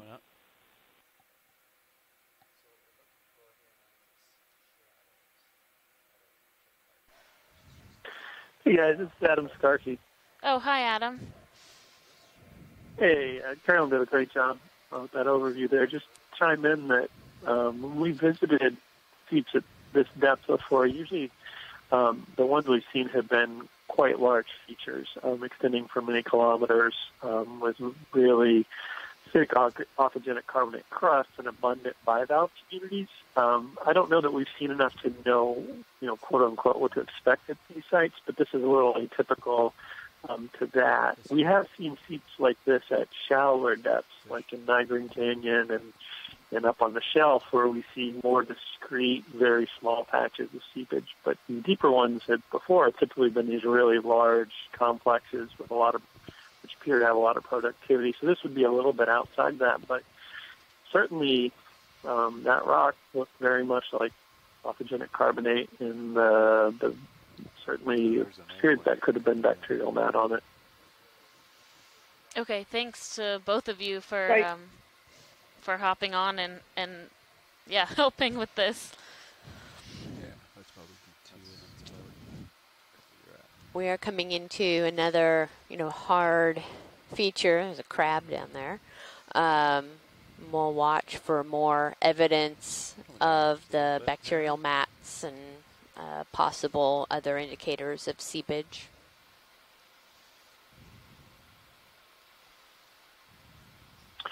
And I know the ROV guys know this, but if they keep an eye out on the scanning sonar, that usually does a pretty good job of picking up if there are any blood bubble plumes in the area. They come back as pretty strong, discrete returns that could help them locate a bubble stream if there are any around. Okay, great. Thank you. So if anyone, non-scientists are on the line and listening, I think what you're seeing here is that we didn't really know too much about seeps on this margin even existing before about 2012 when NOAA started discovering a lot of methane plumes in the water column. So the quandary we're in here is that these have only been studied really for about 5 to 7 years, and we're kind of always discovering more, and it's always very interesting. And as I said, the deep ones are relatively rare, but they tend to, and as Adam has intimated, they tend to be very rich with chemosynthetic life. One does have to ask whether, I mean, we are much closer to the Gulf Stream here than we are in some other locations further north where we're kind of behind the Gulf Stream. And so there's always a question about colonization, or can a lot of organisms sort of survive the changing conditions of the Gulf Stream going back and forth. But this is certainly, you know, it's provocative. And as he said, it's not proof of anything yet, of course. Yeah, it's interesting. It's interesting to me to see how sedimented what we're seeing is. The rock that did have bacteria on it, as well as what we're on top of right now. If there was life here, it has to be able to handle this constant kind of marine snow deposition that I have not seen quite such intense marine snow at some of these other deeper seeps in the area.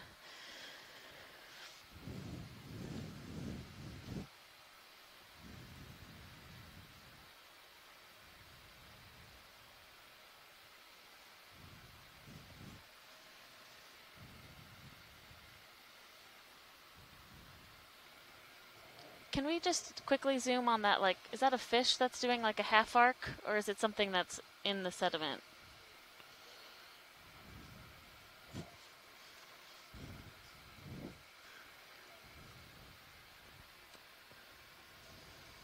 It looks buried, right? Oh. Okay. Okay.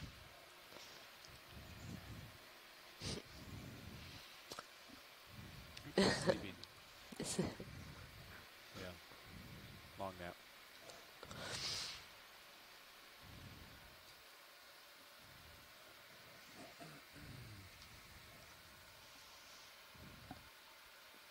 Gotcha at 42.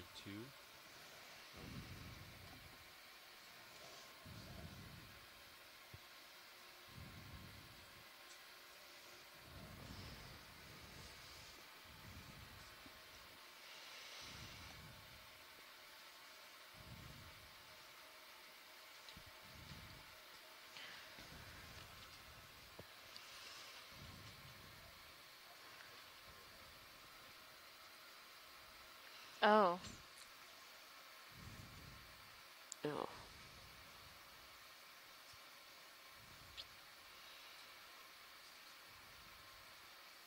Does it have line on it too? Yeah. Oh yeah, there it is.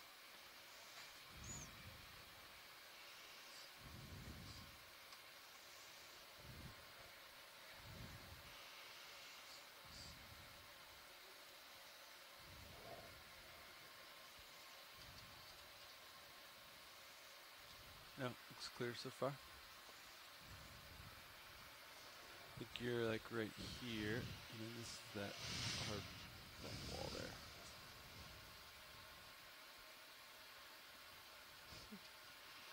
I thought my lights were coming on, but I think he's playing with games. Is that a... Yeah, can we take a zoom on that?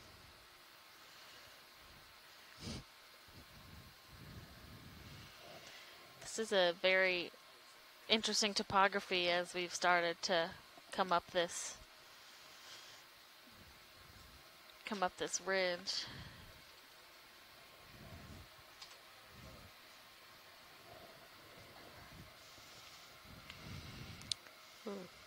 Look how dirty it is. Yeah, looks like a type of squaw lobster. It just is covered in sediment.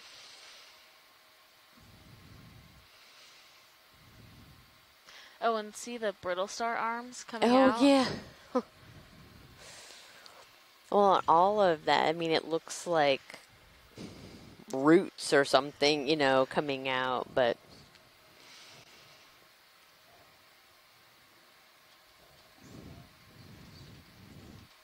Yeah, I'm curious if those are similar to the... Yeah, I don't know what all the filaments are. If there's agglutinating phoriums, maybe? Maybe.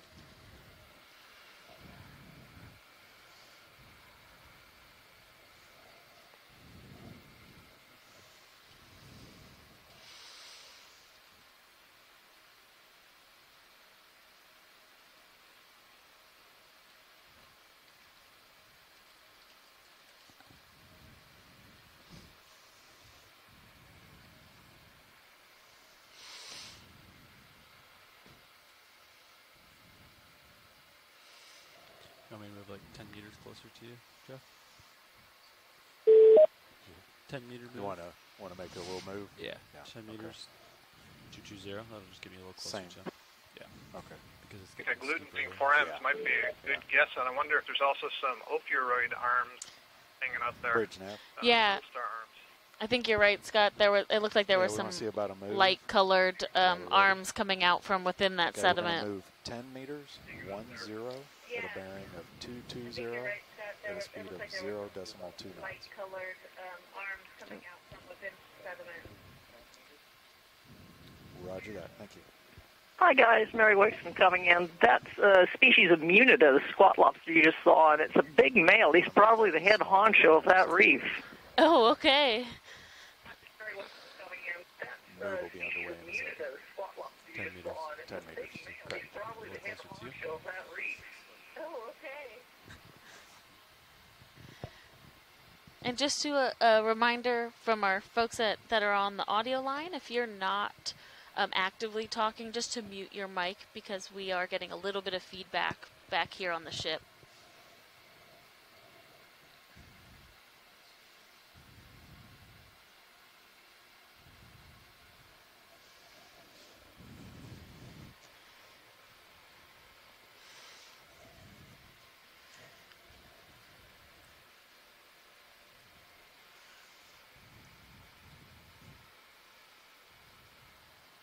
So it looks like we are in a bit of a smaller canyon within our main canyon. Yeah, oh yeah.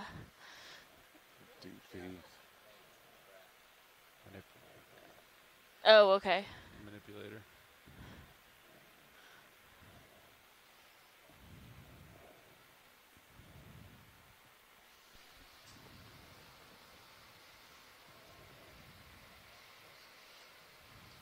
Copy.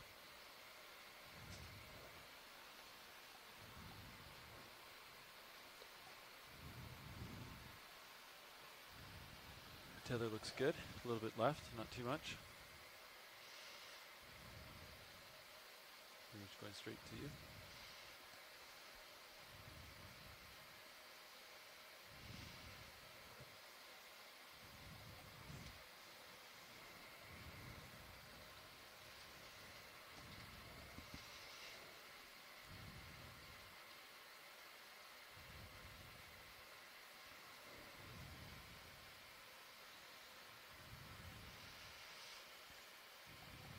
Instead of marine snow, it's like a marine blizzard. Bridge nav. Received. Thank you. 10-meter moves complete, guys. Copy. Thanks, Nav. Yep.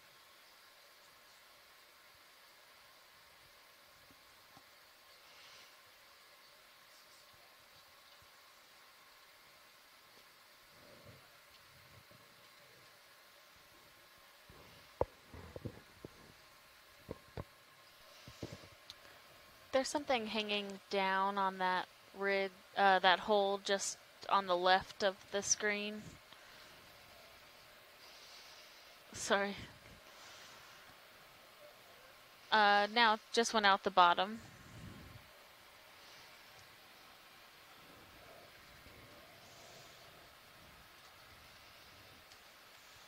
It might be like a big chunk of the coming into middle or like below middle.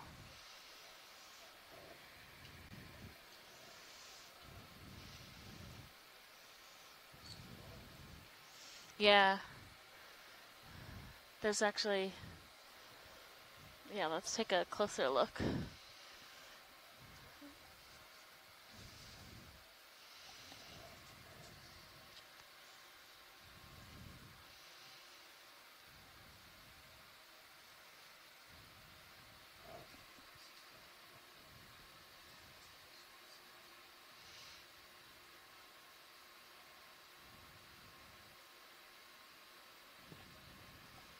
Wonder if these fans are bryozoan colonies.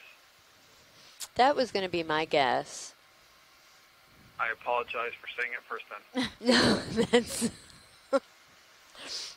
I wasn't going to say it, so I'm glad that you did. How about I go back up with hydrozoan? Yeah. There we got our bases covered. There you go. But they are, I mean, you can see the sedimentation settled on these, so I think it's indicative of not many things would be able to settle here and actually make it a very long time. They do look like bryozoans. I had to step away, so you may have discussed this already, but I had the same thought. You know, maybe we're seeing some harder substrate here, but there's just so much sedimentation that the sessile fauna, the stuff that's attached here, can't survive and outgrow it. Right. An amphipod crawling on that one colony in front of us. Yeah, there were a few of them on that one.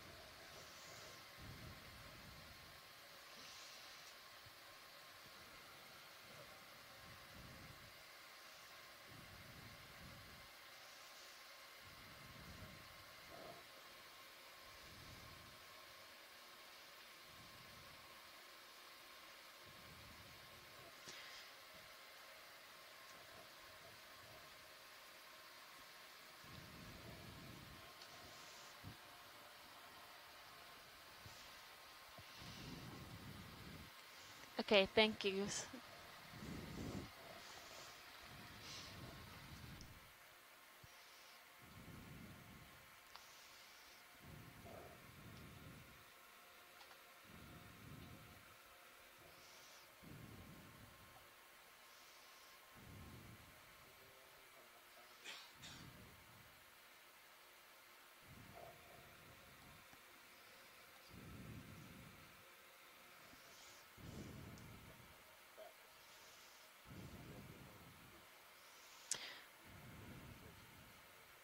Oh, I mean, if that's what you thought, that's a valid thing to try and verify. So if we can get closer. It looks like Megan McCullough in the chat room is saying bryozoan, and she would know. And I guess it's no accident that they're growing in those little overhanging caves because they're a little bit more protected from all this sedimentation. The fish poking out of that hole in the lower left. Yeah, and there was another, I think, one of those Munida squat lobsters there too. So likely these areas where there's a bit of shelter, like Scott said, from the marine snow is where we might find a bit more, at least visible life. There's a stalk of some kind off the screen right now. Oh, I see. Yeah. I couldn't tell if it was a worm tube or something else. Yeah, just to the right. Okay, yeah, go for whichever.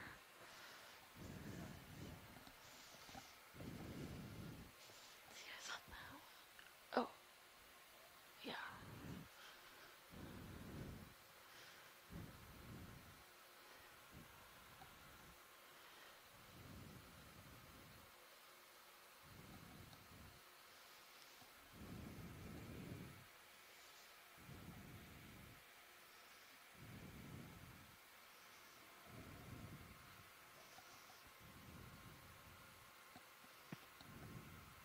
A tube of some kind.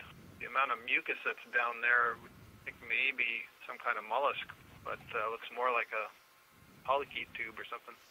Yeah, it's hard to tell. Like, yeah, with so much sediment, you can't see the structure of the tube at all. But it's definitely something. That's helpful. I can't tell if it's something that's actively alive now or something that's very old and a remnant. Oh, and there's sediment coming out. Something is pushing sediment out just above it. Anyways.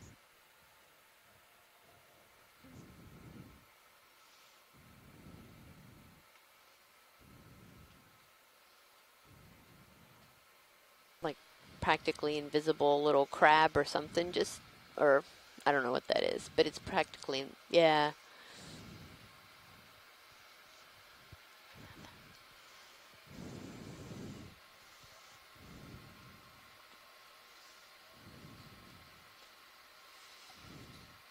Oh, are those snails?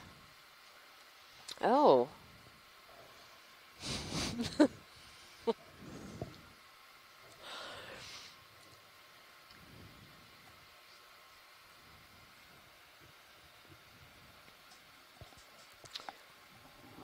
Wow. Well, they're enjoying this detritusy muck on the bottom. Yeah, they could See that be responsible. white tube sticking out to the moving away from us. That's the siphon that they use to channel water in across the gills that are inside the shell there, and they also have a structure that allows them to basically sniff the chemicals in the water. So I would expect that these might be some kind of predator that is sniffing around in the water looking for something to eat.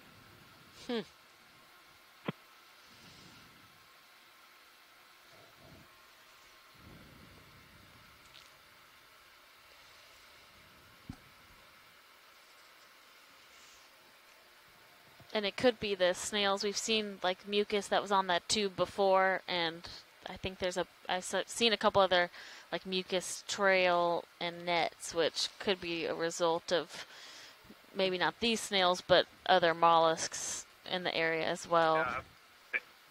Yeah. Good suggestion, Alexis. I see, and also to the left there was some hole, some burrow, and there's a single white arm sort of waving out of it. So, good example that there's stuff down here. Yeah.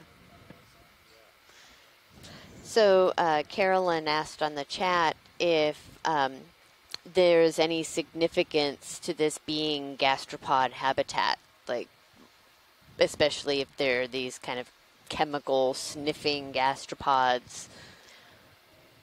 Yeah, let's zoom on that brown real quick. It might be sargassum.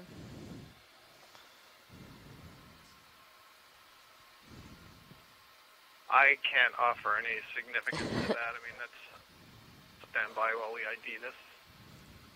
That looks like sargassum that's sunk to the bottom. That's a very general sort of pattern of these snails.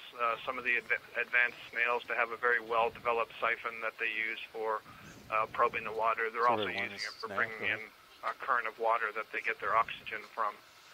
There's another one. Yeah. But I'm not sure why they would be more common here and not in some of the other places that we've looked. Yeah, that's true. No, I did not. And it might just be less competition in this area, just because there's so much sediment. And if they have a way to not too far away to get away from that by being mobile, then that might be an 1910 advantage for them. Ship move, so just a little bit further back for the ROV.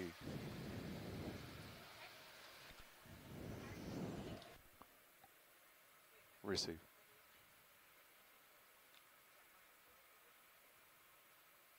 No, 1910 was the ship position. So look at the vehicles and drop back about that distance. Do you want me to drop one there to hold it? Okay. I wonder, are they only in these areas where there's a little bit more of this consolidated mud that's showing? Because, where we first landed, I would think that the sediment might be too fine and almost liquidy for them to move over the surface. No problem.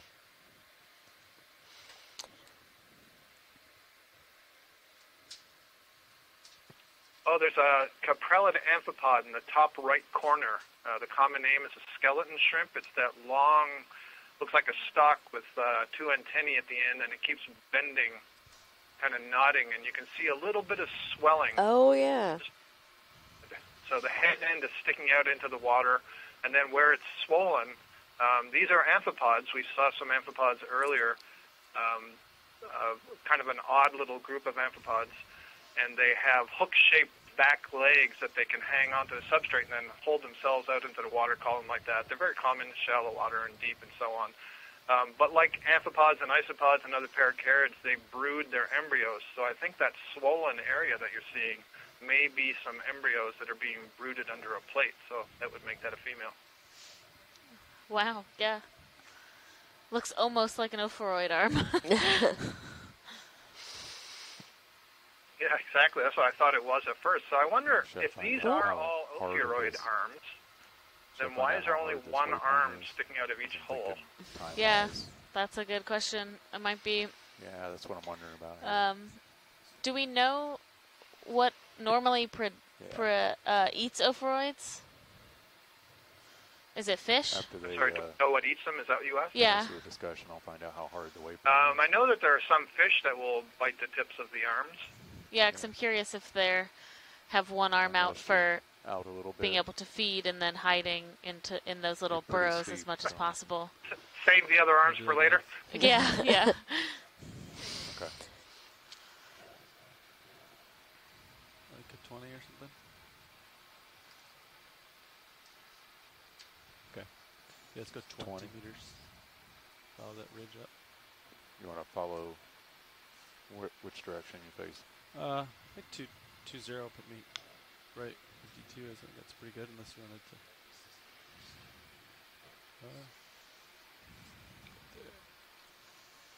So stay 220 or I think so. What do you think, Jeff?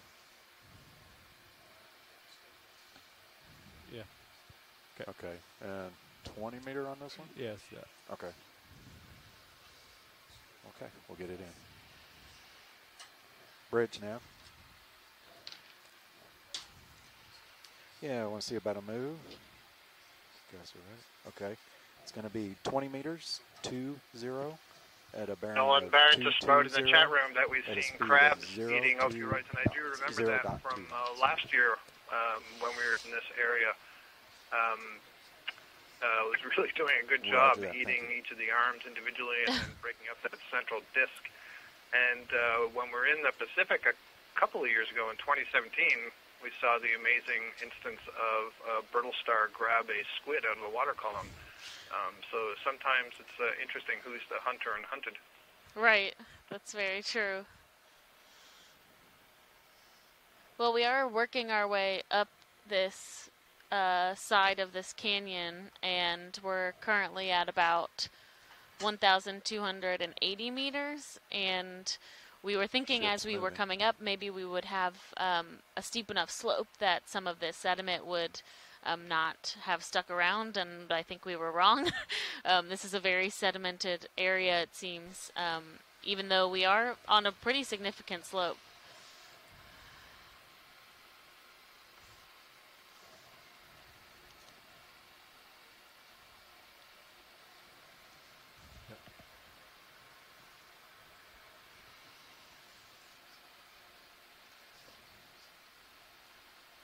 Pilot, this is watch 1. Go ahead and go for the shot, but do you have an idea of currents down here? Does it feel like there's a strong current or no?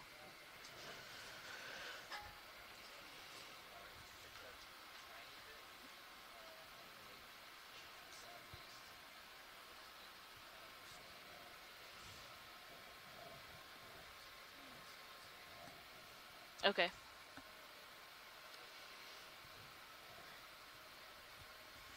Thanks.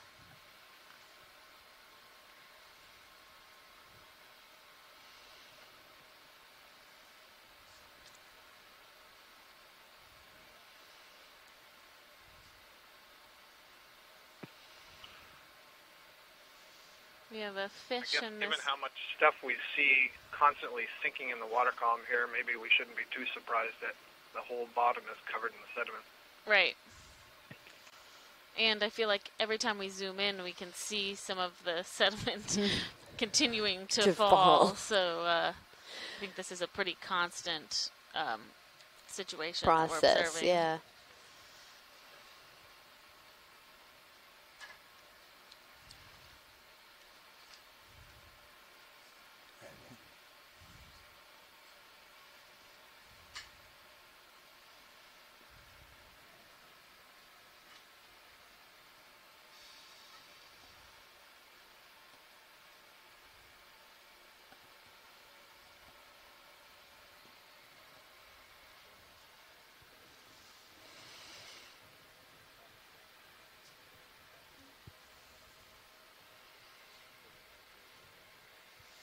Yeah, I can't tell if it's a parasite or if it's...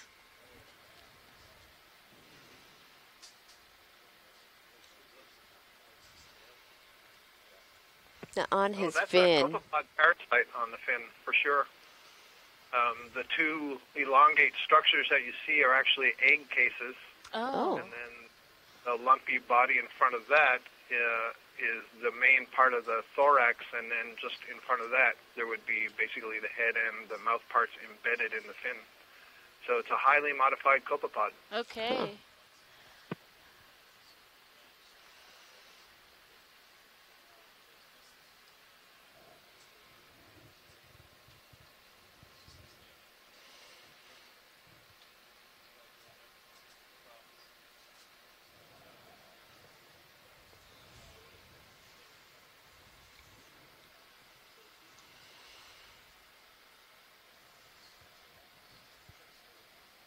Bridge nav, go ahead. Thank you.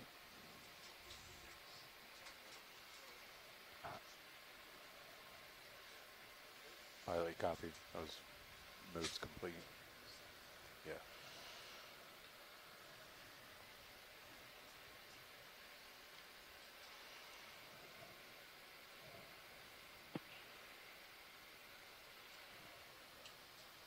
I'm afraid I'm going to have to leave you for a little while. I'll try to get back before the end of the dive, and if not, I will see you tomorrow. Great. Thanks, Scott.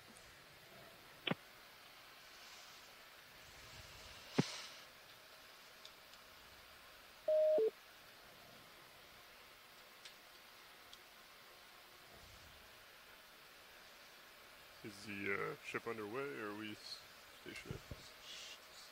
Just, okay. Copy that. I just kind of came over you a little bit, looking down at you, 6-0.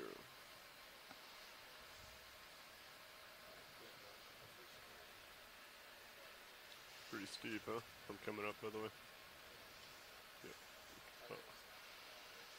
So we're not seeing quite so many as we're on the more steep region of this. It's still heavily sedimented, but we're not quite seeing quite as many fish, especially those eel pouts seem to have.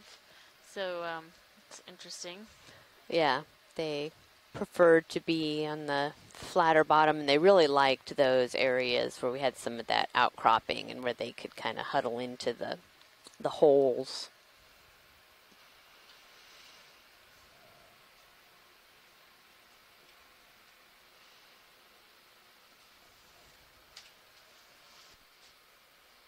Got you there, 5-5.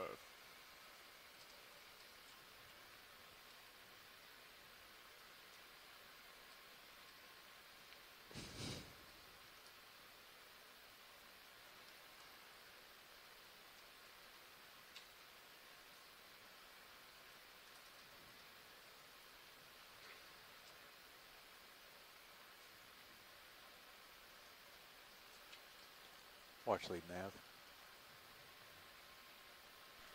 Go ahead, Nav. Yeah, I just wanted to find out how hard is the waypoint 2?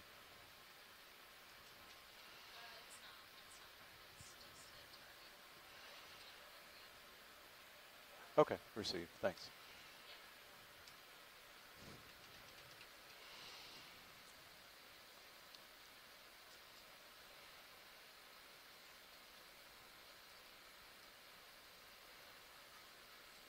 Definitely an odd feature, huh?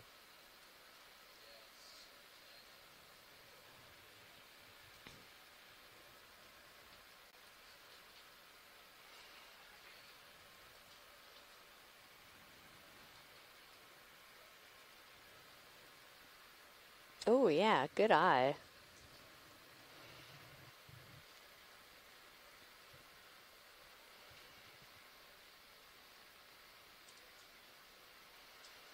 I was wondering if there's two canyons. You're in the middle. There's another one off to your left. Is that?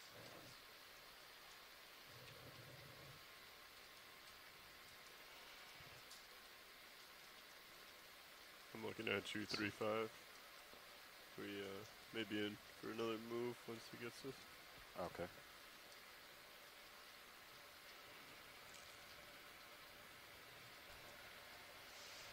So I believe this is a red crab or chaseon. These are pretty common in the canyon areas like we are now. I think we observed some last year during 1806 as well. And I think we have seen one mating pair before, just during a different dive.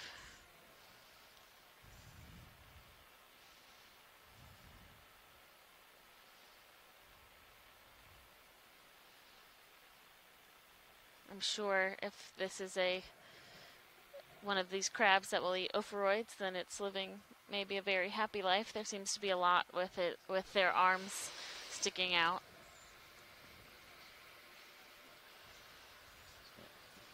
Pretty fine sediment. You can actually, the legs into the sediment are kind of a good indication maybe of how deep that is. Yeah, that's actually a good point.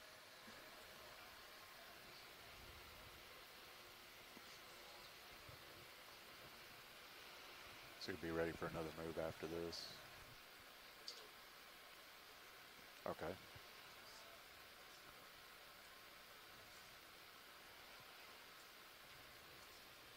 Okay.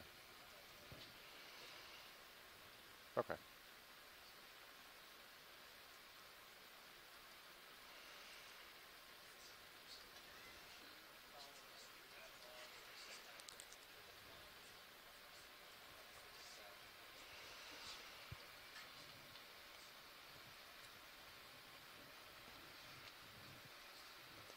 Okay, sounds good. Would you like me to follow you over? Copy that. That's good.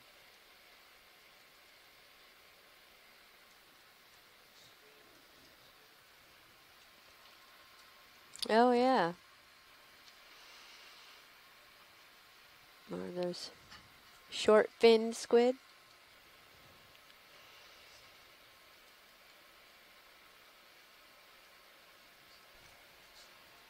Yeah, there's something after it.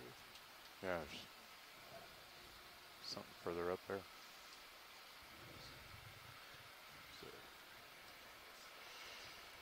There's something white at the bottom of the screen. Can we just quickly, it can be a snap zoom.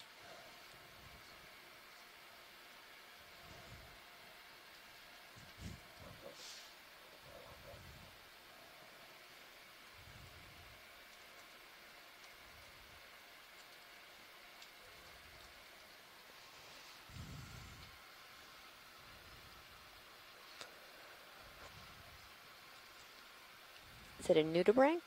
That's what I was wondering. It's moving.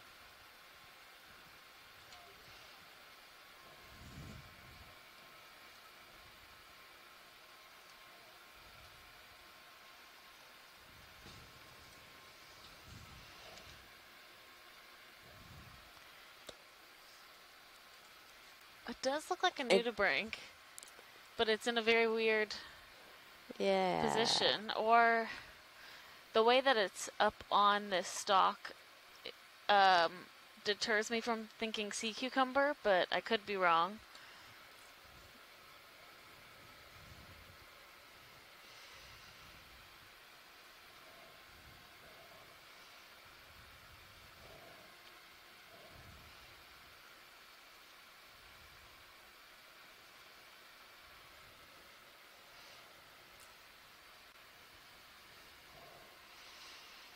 You might have some sediment falling on your port side. What is it on also? It's like...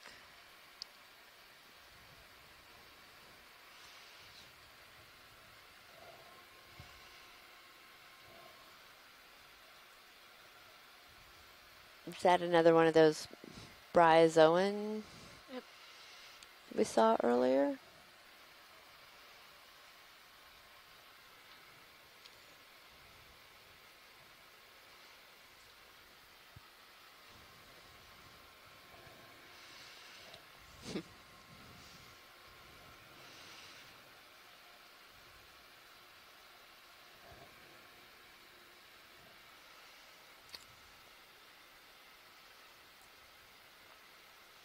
Megan McCullough says that she thinks it might be a nudibranch on hydroids. Yeah, I'm just so curious about how that nudibranch got there. Yeah, very interesting environment to see that. Mm-hmm.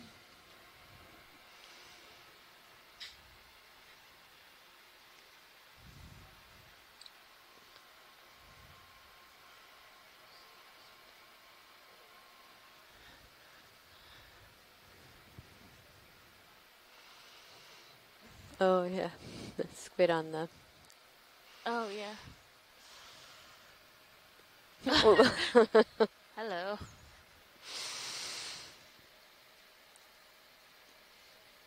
Two different, very different types of mollusks in the same shot.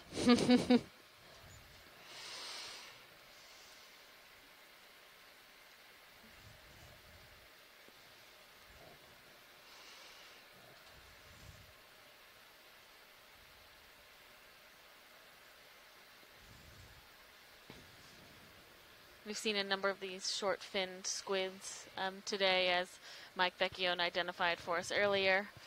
They are a common, one of the most common squids in the Atlantic, and they are commercially fished. Can we get a zoom on that little orange dot, please?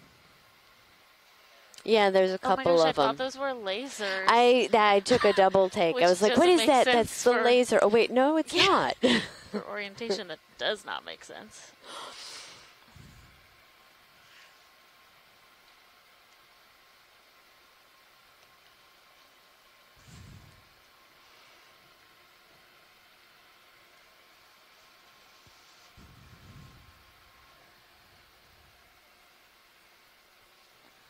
Those anemones?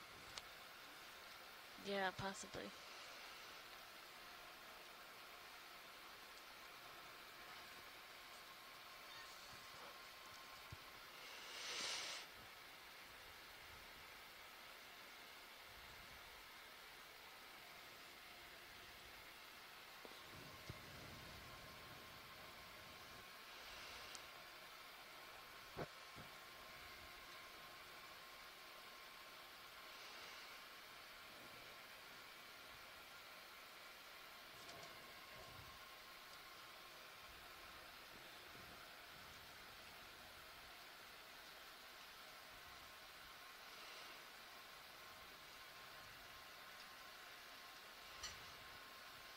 Does look like anemones. I just can't tell if they have that second set of tentacles, so whether they're tube anemones or not.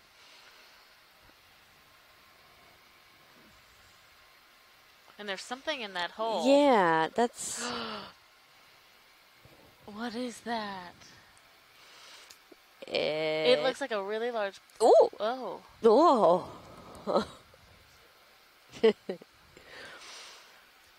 Oh, it's coming out. I think it's a polychaete.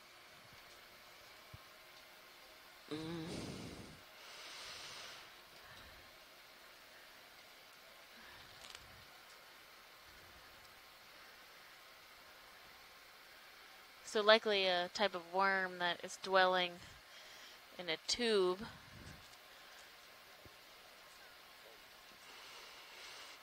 Oh yeah, on the other side.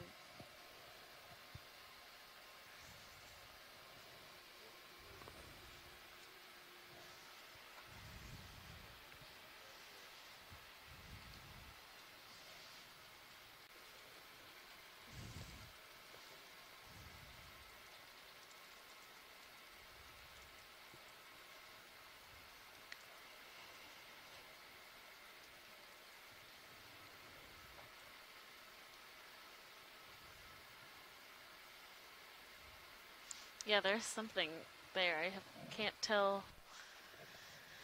what that...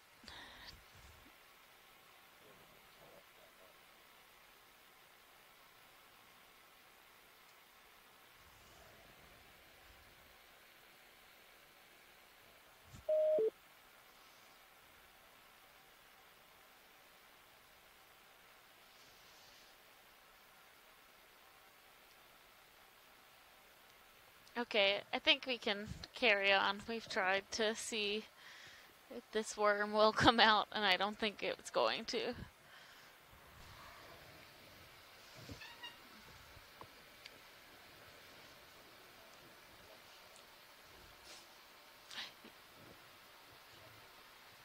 Yeah.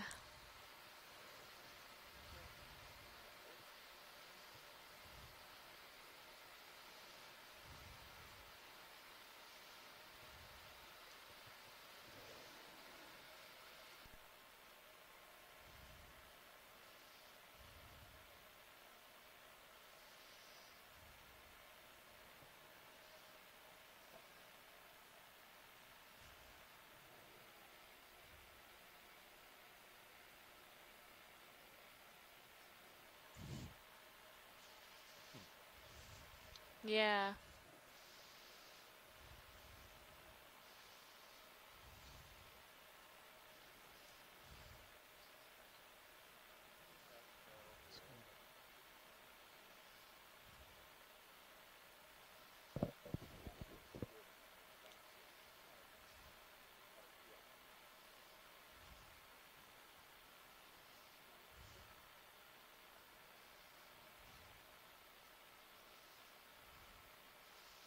Looks like sargassum covered in sediment.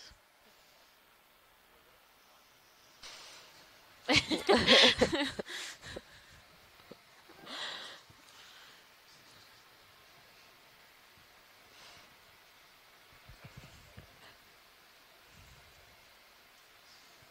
would say, as somebody who deals with marine sediments, that I don't necessarily think of this stuff as sediment. It's more of just like muck. Okay. There's a little jellyfish.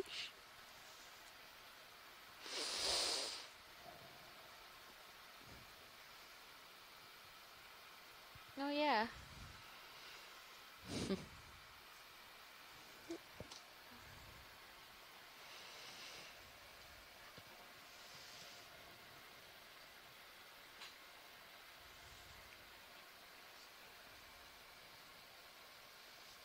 Sounds good.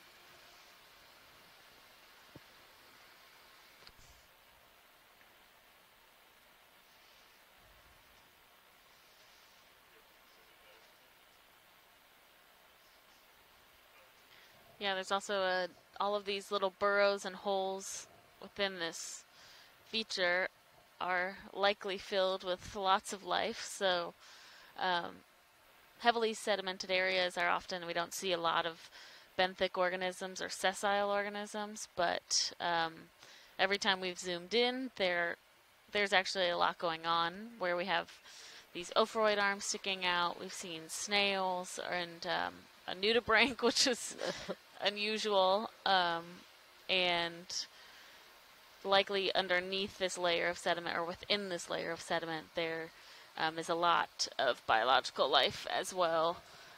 It just doesn't present itself to our eye at the moment. Get a move in. Okay.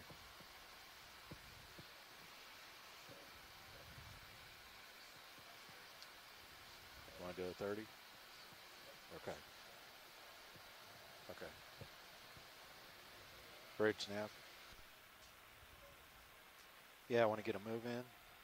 We're also pretty far down this canyon, so in order to avoid some of the bearing of obstacles we were having earlier today, to be able to perform this dive, we needed to come offshore a little more. So we're getting really towards the base of this canyon, where you're going to have this really high level of sedimentation as it continues to come offshore and settle out of the water column.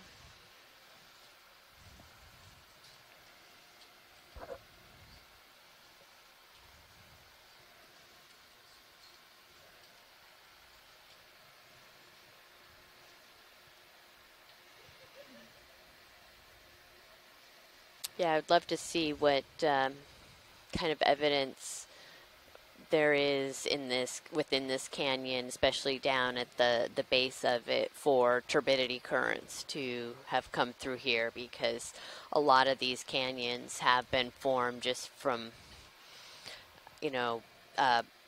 sediment accumulating on the edge of the continental shelf, and then something causes it to become unstable and go just, an avalanche of sediment and water that goes tearing down through these canyons. And where they settle, you typically can see those kind of layering of those turbidity current events. And if you're watching at home, if you look at camera 2, which is Sirius's camera, the second body for D2, you can get an idea of how sedimented this water column is. Yeah. Because we're just seeing little bits of D2's light pool, whereas normally we can see the whole vehicle and there's a lot water. a lot of turbidity in this water.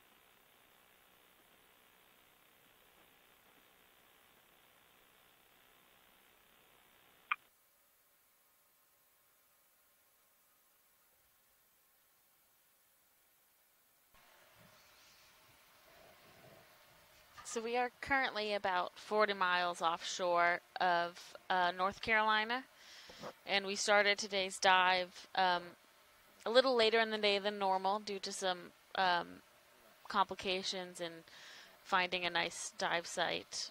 And so we started today's dive at about 1,360 meters, and we are working our way up this part of a canyon that is quite sedimented, and we are hoping to get to about 1,200 meters before we come off bottom today. There's another one of those big crabs. Mm-hmm. Yeah, we're at about 1,260 meters right now, so we've come up about 100 meters thus far.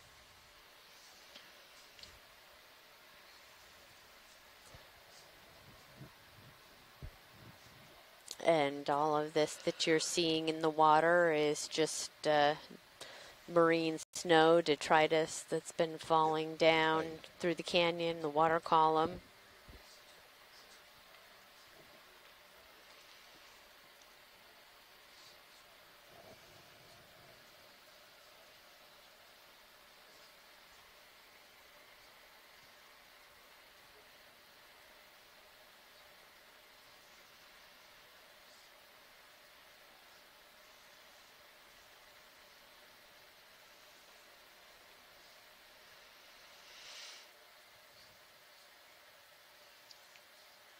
We do have an extended dive today due to our late start time. So You're we not will putting a be toe in?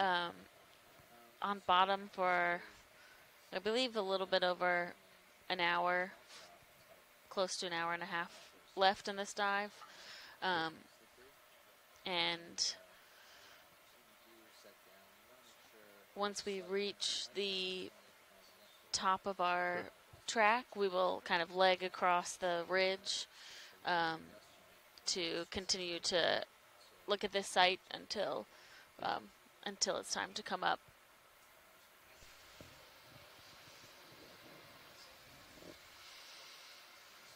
We have seen a couple squid, squid in the ground? two different types of Right squids today, as well as I was saying down below, lower left. there's appears to be quite a Is that a diversity hole? of fish in the area that kind of like the sediment. Bridge nav. Received, thank you. Hey guys, that ship moves complete. Yeah. Copy that, no, thank you.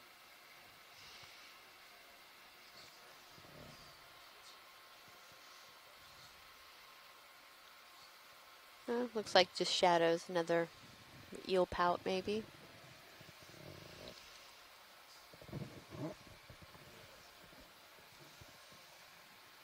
Yeah, there seems to be at least two types of these eel pouts. We saw quite a number of them down on at the bottom of the feature where it was more flat. And then we've seen some of them up here on the not quite so steep parts of this wall.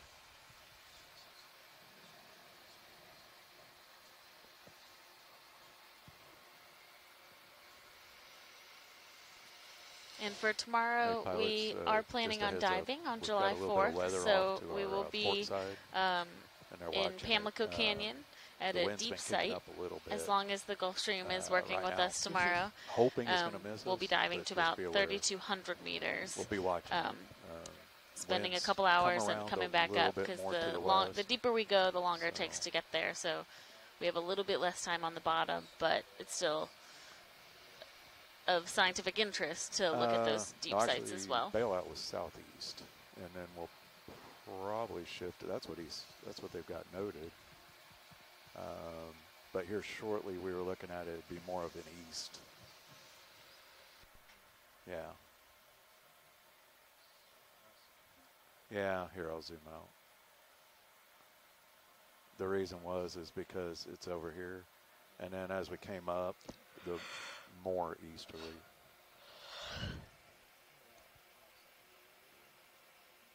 And you guys did copy the ship move. It's complete. Okay. Okay.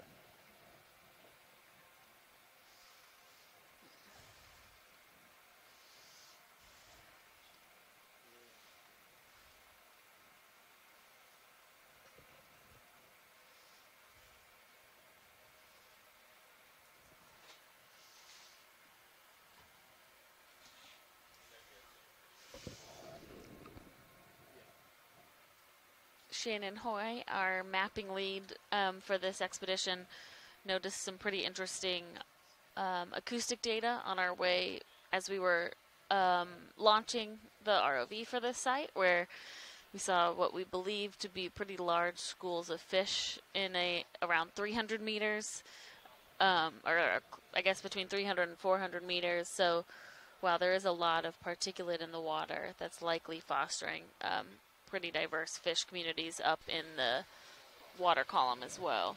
Right, exactly.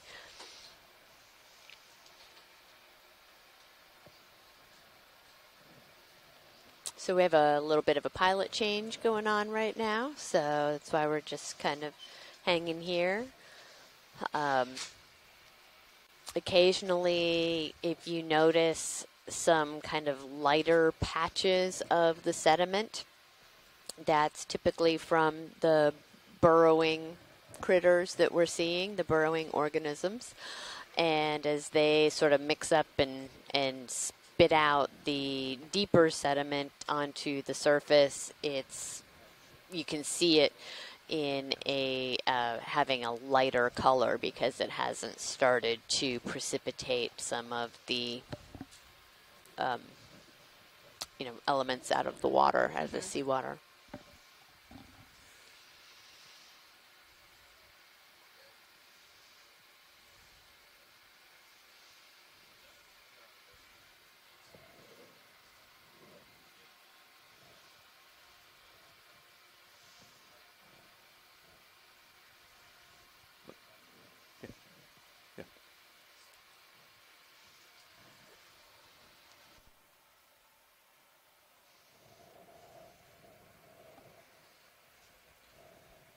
pilots, just be aware we're watching now. I'm seeing sustained a little over 20, 22, 23 with gusts a little over 25, so just be aware. Okay.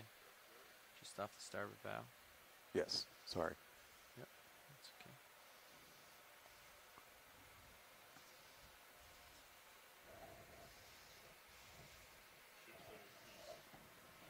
Yeah, is the bailout right now east?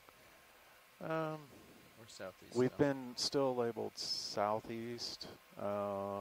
Here shortly we were looking at more easterly. Yeah, I've got a big roll here to the southeast. Yeah. Why don't we switch to east, if you don't mind? Yeah, going east. Yep. Okay. I'll make that note.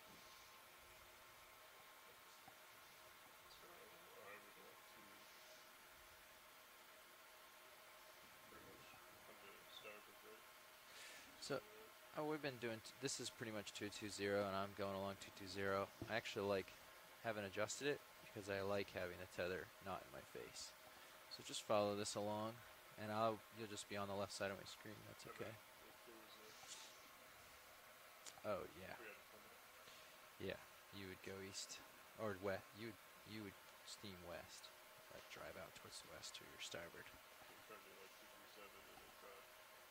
Or 270, yeah. 27, yeah. Yeah. And then I would turn my head to the east and try to get us straightened out, mostly. There's something kind of branching on the left of this ridge. Can we just take a quick look at that? It might be more sargassum that's tricking us.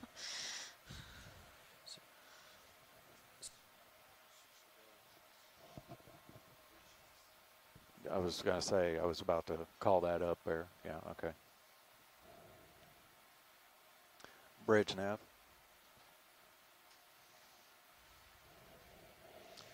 Yeah, I just want to advise you, we're going to switch the bailout to due east.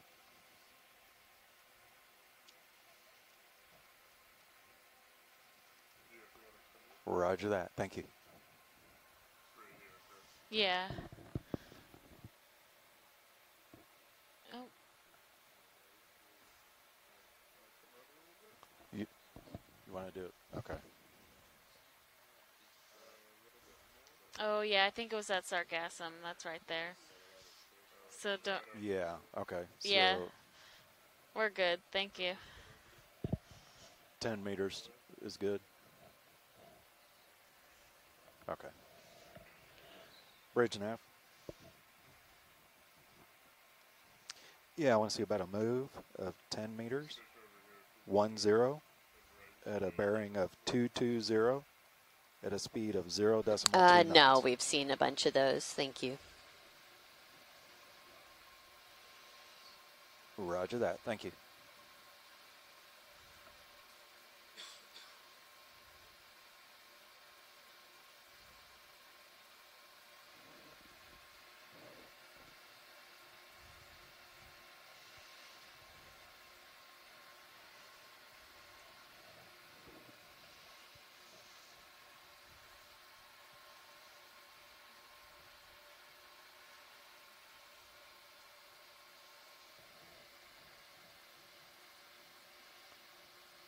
And we're moving, guys.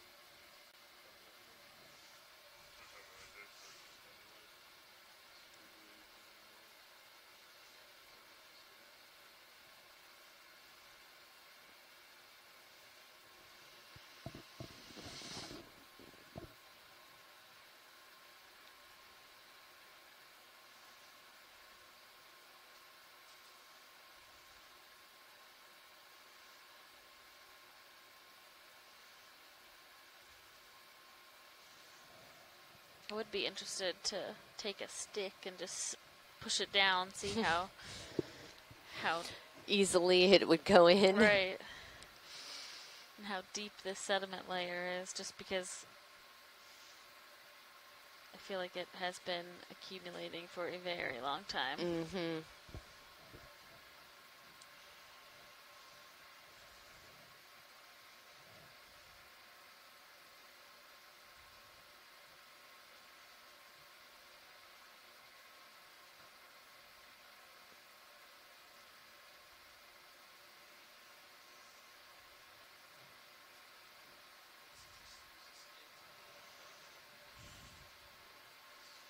Yeah. Yeah.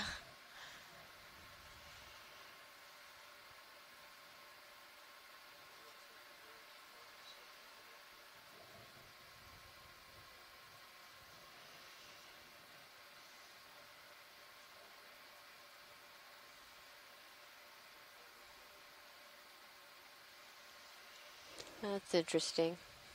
Nice big layer of a little bit harder substrate.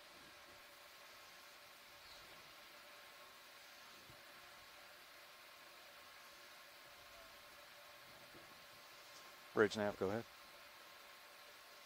Thank you, received. Ship move complete, guys.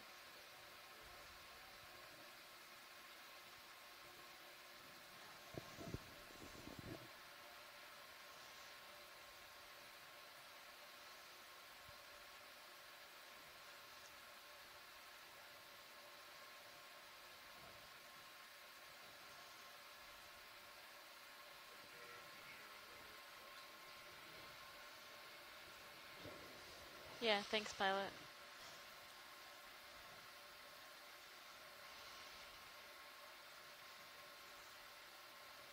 Watch lead nav. On the right side of the screen, I might just, yeah, or something branchy.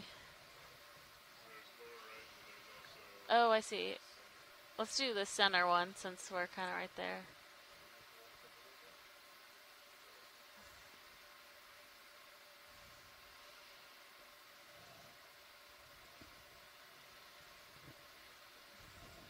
Watch lead nav. Go ahead, Nav. Yeah, I just want to let you know while you're looking at this, we're at about the 200 meters, so we moved another 100 meters. Okay, thank you.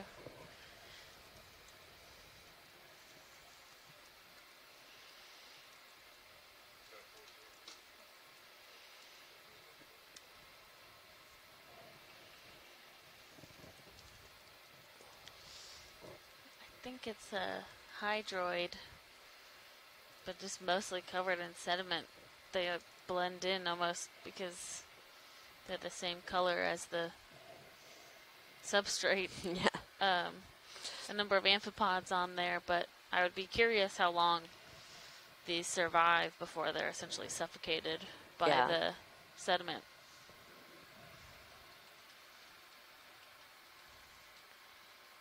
Okay, that's good. Thank you.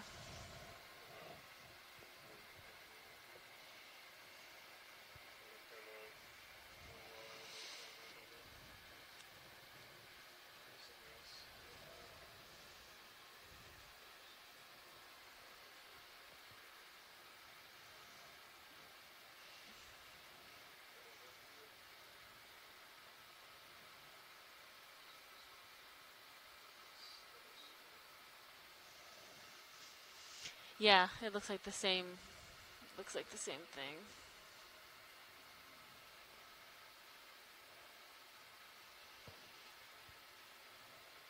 Yeah, looks like some type of hydroid.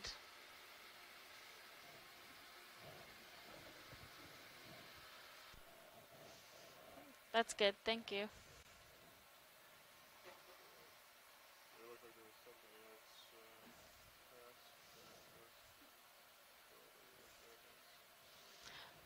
And it was like straighter. Is that? Yeah, just to the left of where you had looked at that first one, I think. Oh. Oh, it's a shrimp.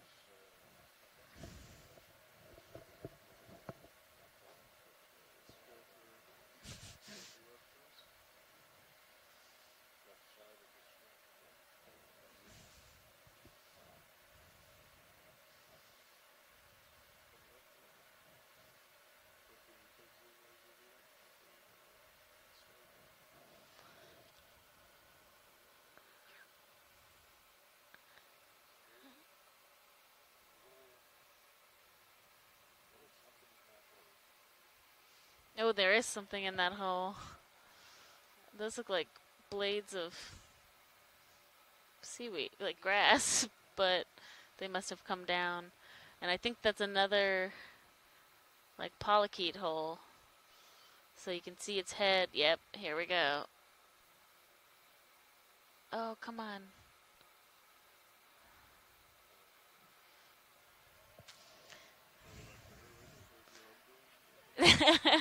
You can go ahead and try.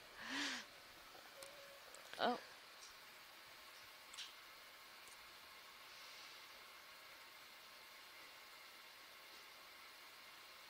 So yeah, like we saw one of these earlier. They're just a worm that lives in likely a tube that it has created inside underneath the sediment, and they likely might be ambush predators where they would come out and they have like jaws that essentially would snatch something as it swam by, but he doesn't seem to want to come out. I think I might have nightmares tonight. So there's a different, not this species probably, but there's another type that the ones that burrow in corals. Yeah, we're clear. Thanks. Thank you. The ones that burrow in corals have the same like type of head. Yeah.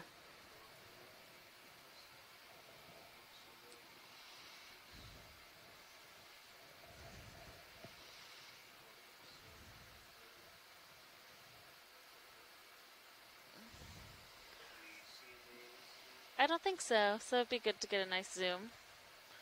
Has those very fine. I think we saw the one swimming. Oh. But yeah, we haven't seen one on the. So this is different than the Oh, one is it? we saw swimming. Yeah, because the one we saw swimming has like swimming appendages, and I don't think these have, and it didn't have these long legs. You think you're about ready for another move? Co-pilot? Probably work very well for walking on soft sediment. Yes, I'm sure it does. After this. Yeah. Okay.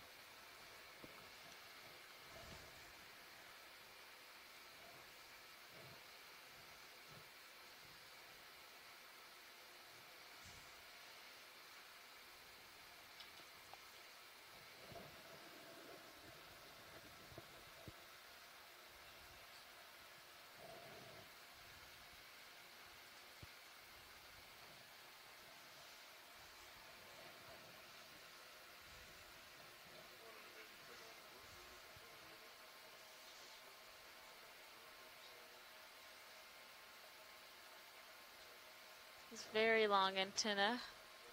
Yeah.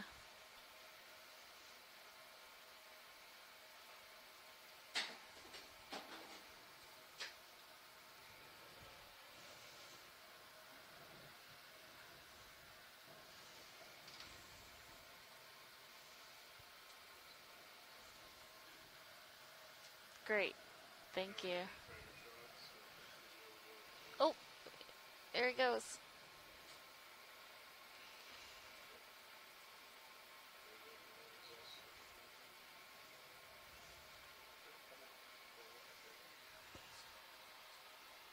Yeah. No, I think we're good.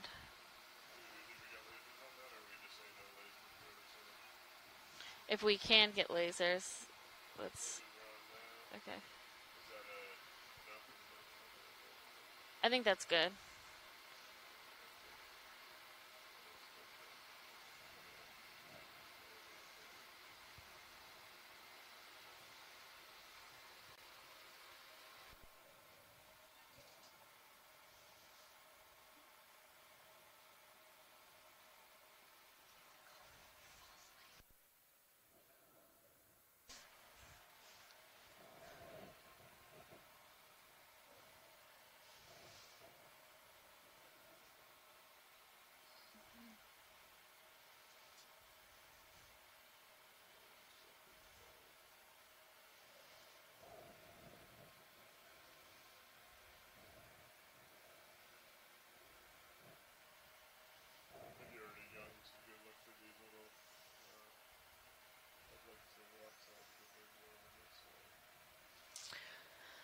Yeah, we can keep going, but if we see some more that look particularly interesting, we can take a look. We just got very dark. Could we brighten up just a little bit? Oh, thanks.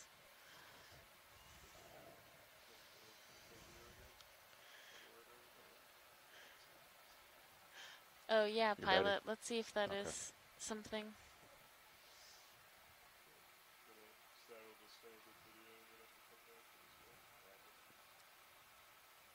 Bridge nav. Yeah, I want to ask for another move here. Yeah, let's see if it's... 10 meters, 10, at a bearing of 220. Oh yeah, let's do at a a nice speed of 0.2 knots. zoom on this. This one has much different coloration and much shorter legs, which Roger is that. interesting.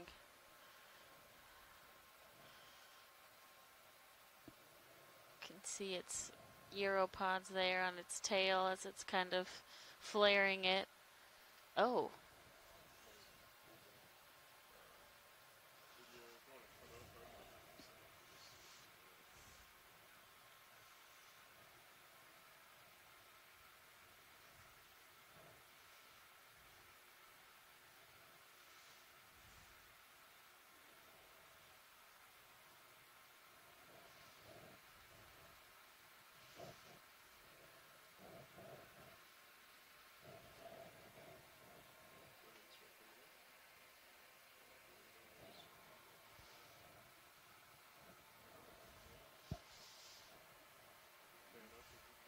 Oh, very interesting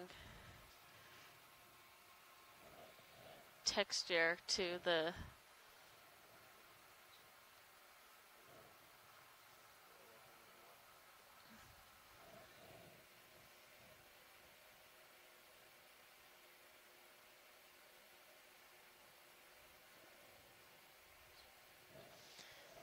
Mike Vecchione suggests this might be a crangonid shrimp.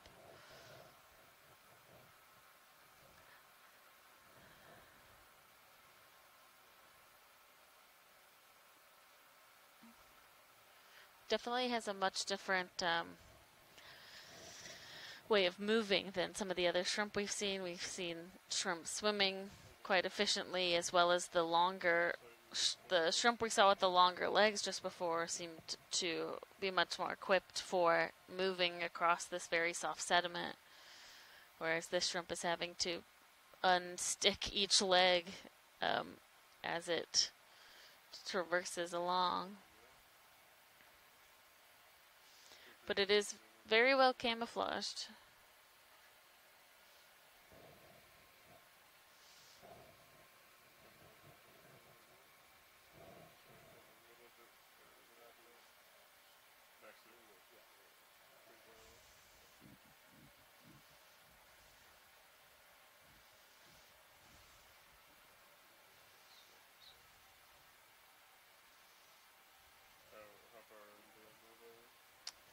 We should be just finishing it here less than a minute.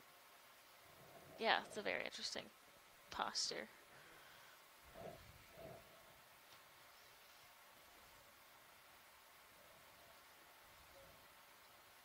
Bridge nav. Thank you. Received. Ship moves complete.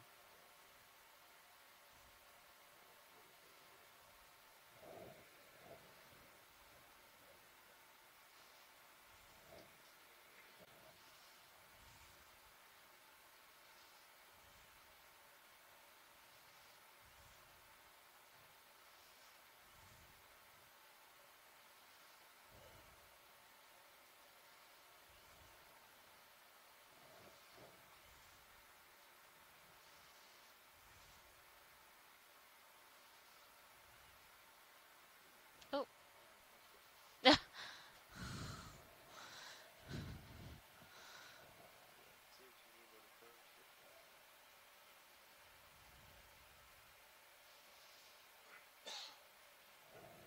Okay, science is good, yeah.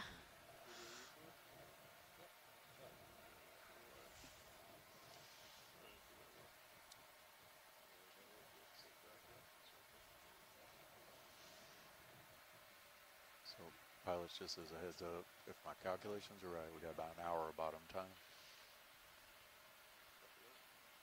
Roughly.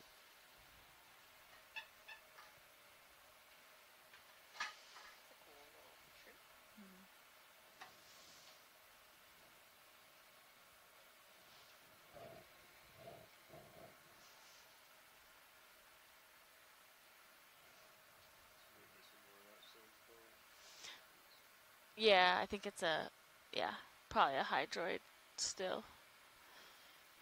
It's okay.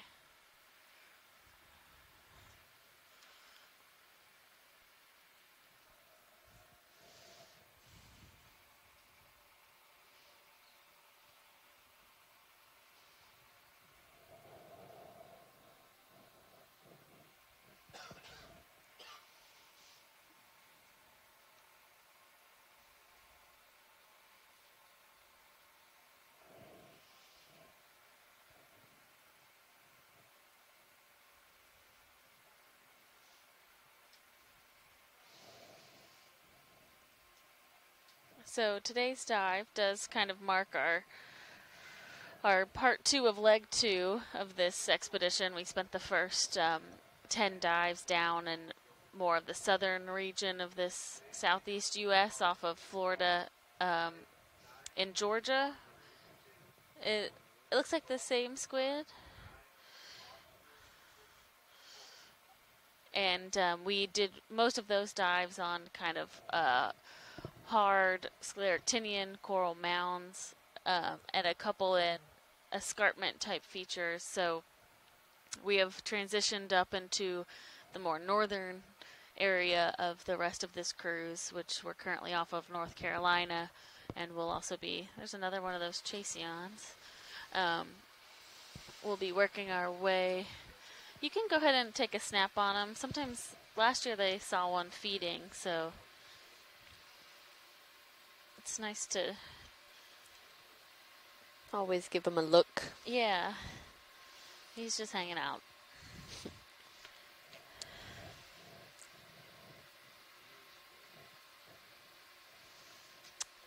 But the rest of this trip is up in this northern region where we're going to be doing some canyon dives. So this is our first dive in a submarine canyon, and then on this leg, and then we have a couple potential seep sites on the agenda. So areas to look for more methane seeps that could potentially, both of the sites we have in mind have not been dove on before, so they're not confirmed, but do have potential provided by some of our collaborators with USGS and Mississippi State. And we also have a couple sites that we're hoping will be underwater cultural heritage sites, so we're doing our best to map. Oh yeah.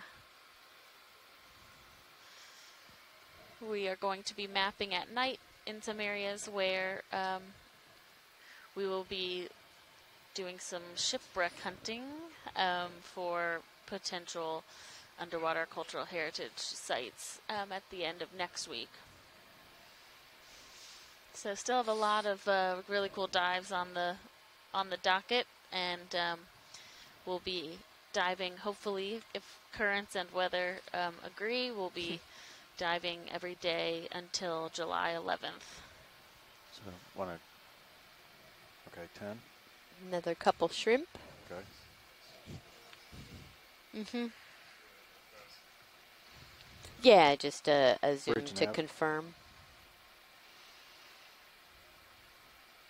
I'm going to see about getting another move in. At 10 meters, 10, at a bearing of 220, at a speed of 0.2 knots. That's great. Roger that, thank you.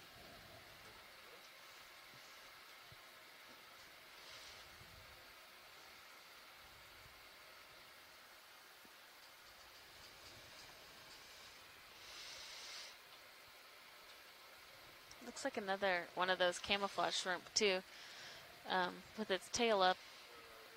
Yeah. Just real quick snap on it.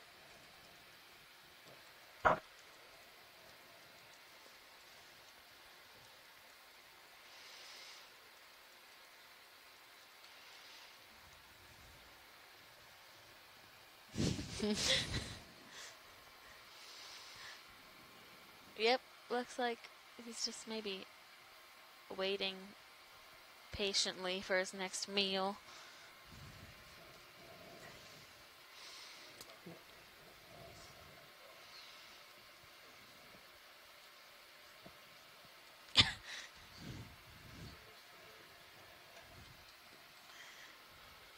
That's good. Thank you.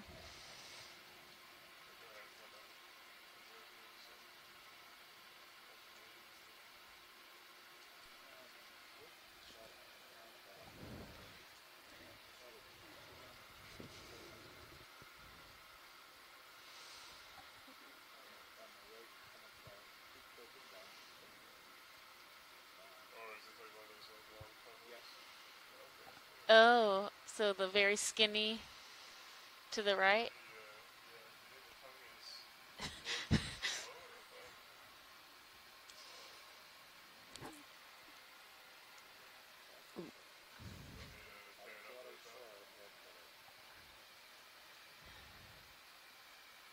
Is the tube the more round part, you think? And then...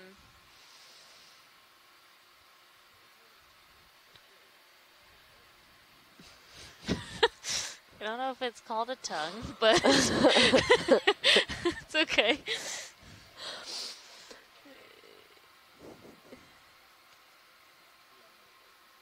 Okay, we'll be on the lookout.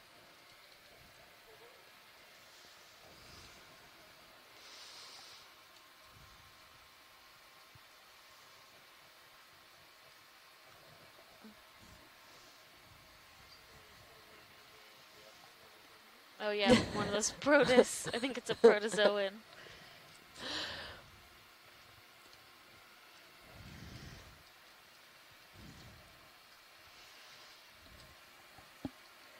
Tilt down. Copy that. Check. 53. Push forward. We got another white thing. Another shell, do you think? Quick zoom video. Ridge nav, go ahead. Received, thank you. Another shell. Last move's complete, guys. Copy that, thank you. Oops, sorry, video. I am drifting away. Copy. For what?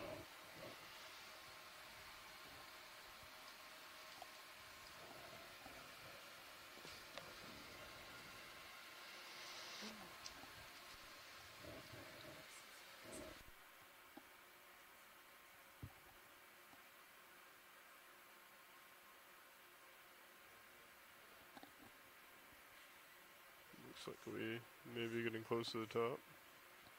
Or at least a local. Yeah, you got a ways to go before you're Actually at the top, yeah. about halfway, maybe, or a little more. Yeah, I was going to say. Might come to a plateau. Local high or something. Or, we're a little over halfway to the waypoint. Copy. Just as a heads up, yeah. Yeah, that's fine.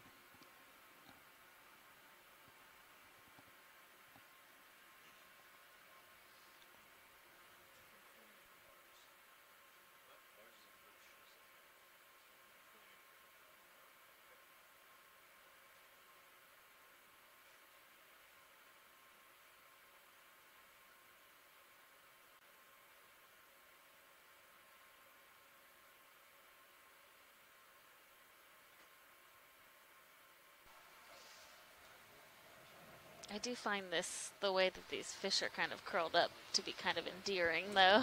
I was just thinking the same thing. Like, you gotta love that little face. Yeah.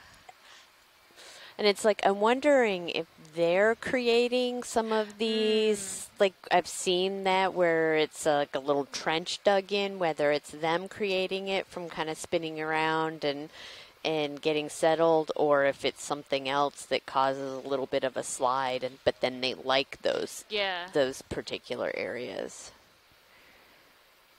Yeah, that's a good question, because we have seen a number of those little slides or depressions, but not really anything that indicates something that would cause that.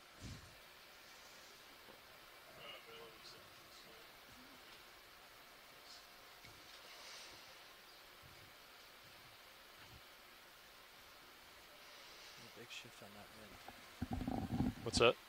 Big shift on the wind there. Yeah. Yeah, Sean's watching it now. We've got weather on 3 sides of us. But we're still an hour and a half from recovery, so hopefully it clears up. Bridge nav, go Right. ahead. Are we going to move right now?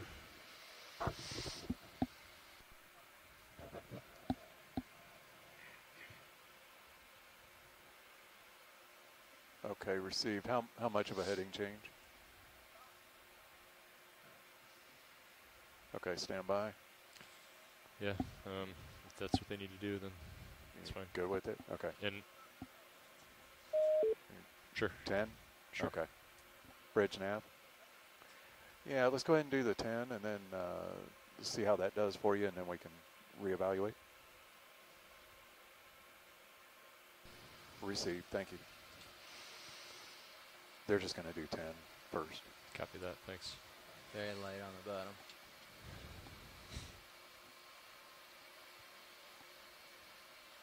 Very light on the bottom. The sediment's very light. Oh, yeah. And by the way, ship is stopped, so they're just doing the Copy that. heading change. Okay. Oh, yeah. Wow. Pretty cloudy.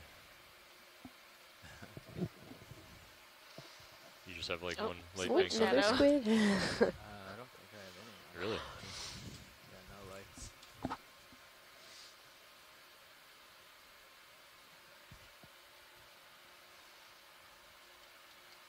You take a look at him. We've seen stays? a couple of those. You have? Okay. Yeah. All right, old news. We'll move on. Sorry.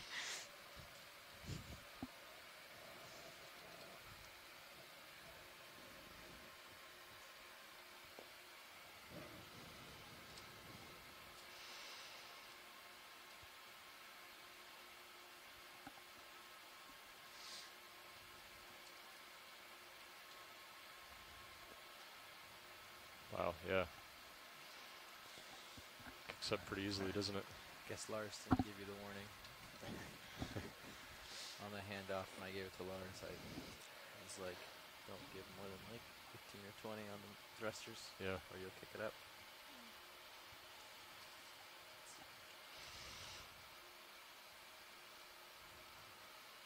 So, we'll just hang out here for a bit until we get that heading change in. I feel like I just shot up really quickly. So, thrusting up. Are there just like variable currents down here? Or? Oh, you have auto altitude on. Ah. Gotcha. That's why. That is why. That might make it a little. Bridge more. nav received. Yeah. Autos are. Let us hard to know fly if you in. need to move that other 10 degrees. Is that looking like you probably do?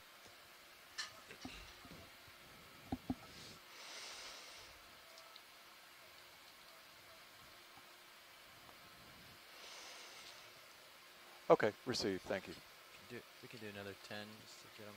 Okay. Yeah, I was going to say we can stuff. do a move now. Yeah. Okay.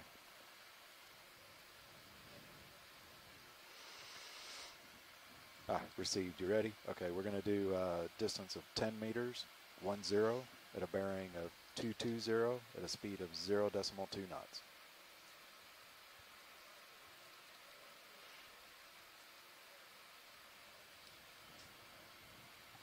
Roger that. Thank you. Oh, there's a crab off to my starboard here.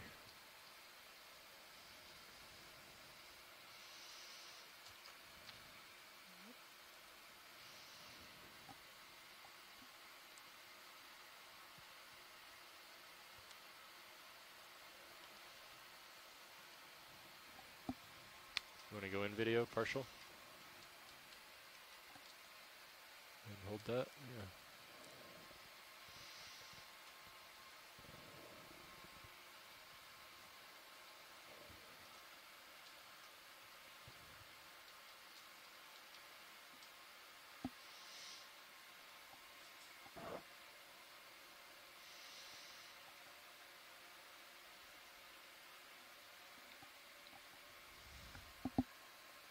All right, we can come out. Well, apparently the crab doesn't feed on those fish, because otherwise they're living on the edge there right next to it. Yeah.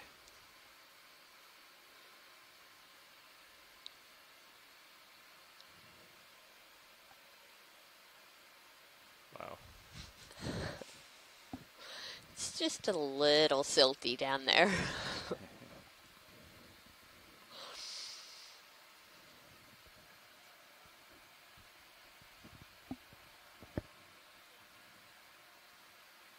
is swinging. Got a little Copy. space to maybe mosey out over here. Okay. That might be clear of the cloud. It's not a lot of current either, so. Yeah, it just sits there. Yeah. Copy. We've definitely been higher rotator angle than average, I think, today. Just can't see that far anyways, and it helps. Yeah.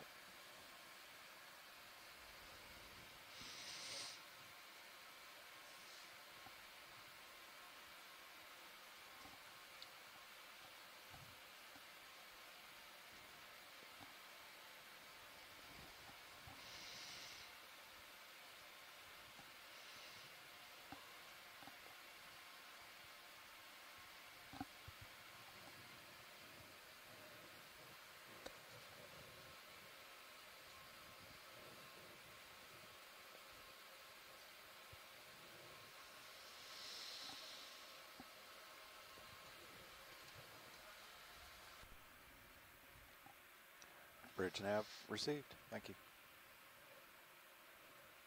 We're stopped now. Ship stopped. Copy that.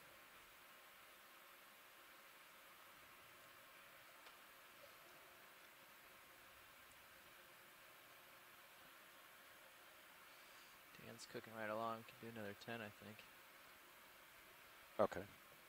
Just trying to stay kind of close. Do short hops and stay kind of close so you can keep your silhouette orientation. Yeah. So. Okay. Okay. We'll get it in.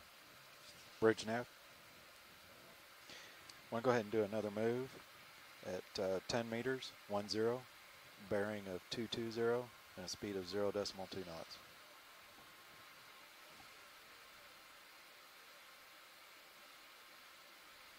Roger that. Thank you. 324 on the wind there. Right off the bow. Yeah, the wind shifted around, but it just picked up. 5.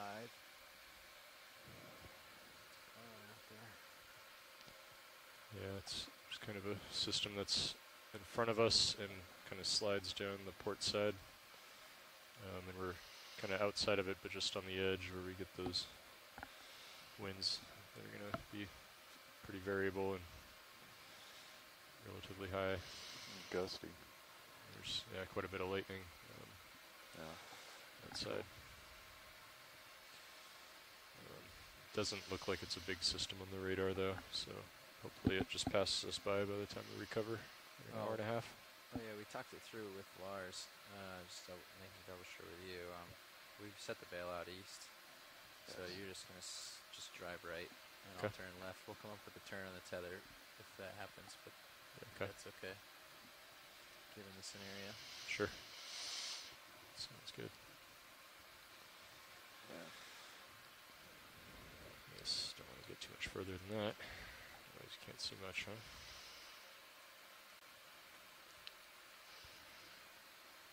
Can we get a zoom in on some of these white things? I think these are just some of the brittle star legs sticking out of the sediment, but I'd like to just get a closer look. A partial zoom here video.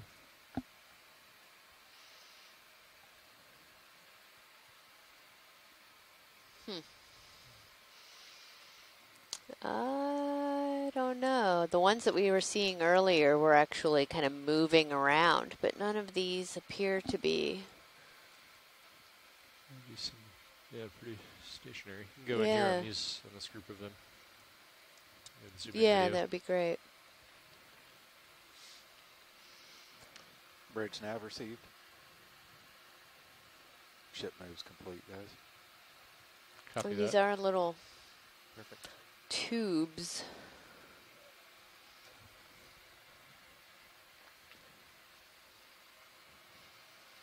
Yeah, because all of a sudden we've seen a bunch of them.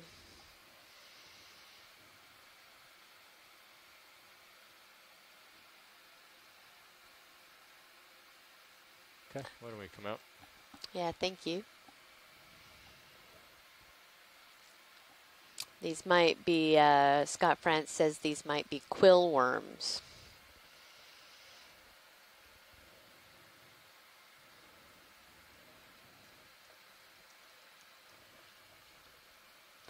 But yeah, all of a sudden they're just kind of all over.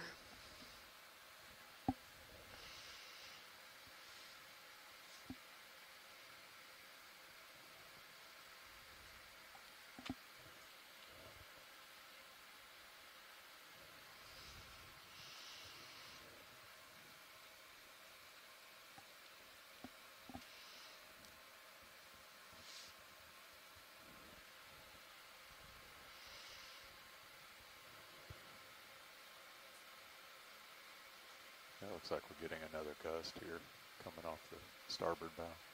Copy that. Coming up 25, yeah. Yeah, so quill worms are polychaetes that drag their tubes around with them. So, you know, I guess they have an RV. They just kind of take their home with them wherever Bridge they go. now, go ahead.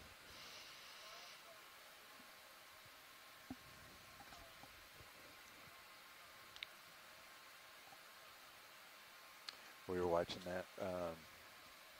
Yeah, received, and we're good with that. Thanks.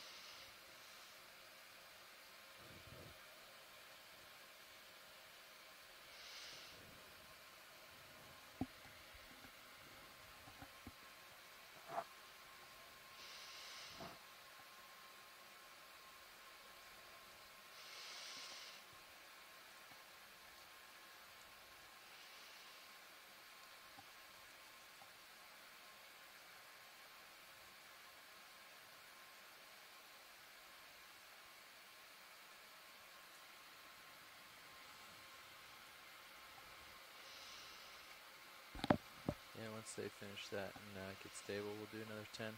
Do another 10. Yep.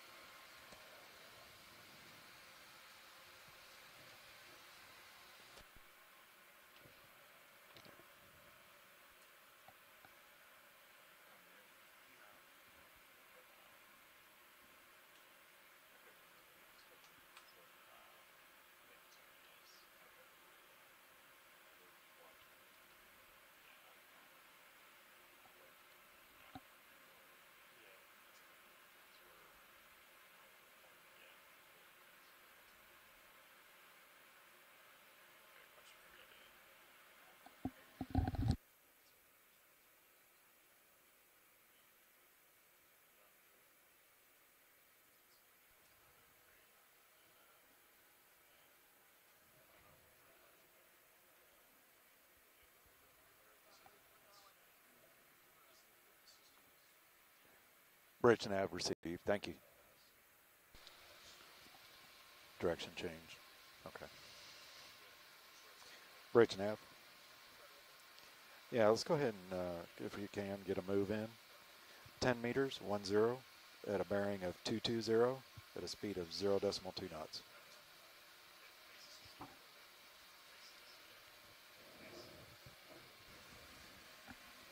Roger that. Thank you.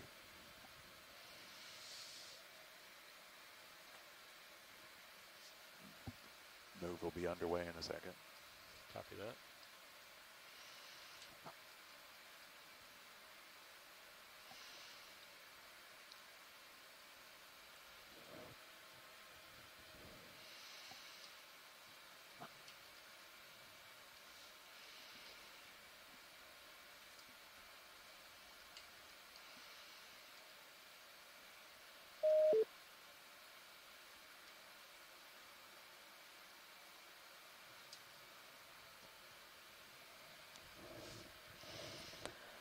So we are hanging out here at about 1,210 meters.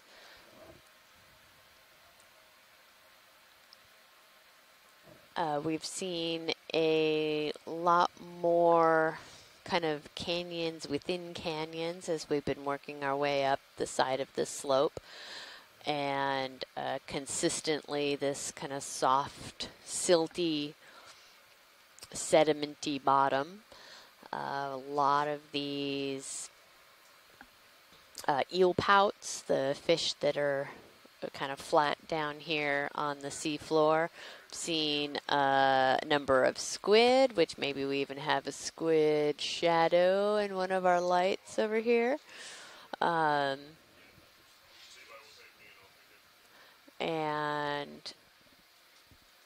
all of this turbidity in the water column is due to, high productivity at the surface. As we were approaching this site, we saw a lot of fishermen in the multi-beam bathymetry. All right, I see the lasers are on. Are we keeping those on? We could see... Dan decided to. You don't have to. Whatever you feel like. Yeah, Good. yeah, pilot, you can go ahead and turn them off if you want. Right. And which one?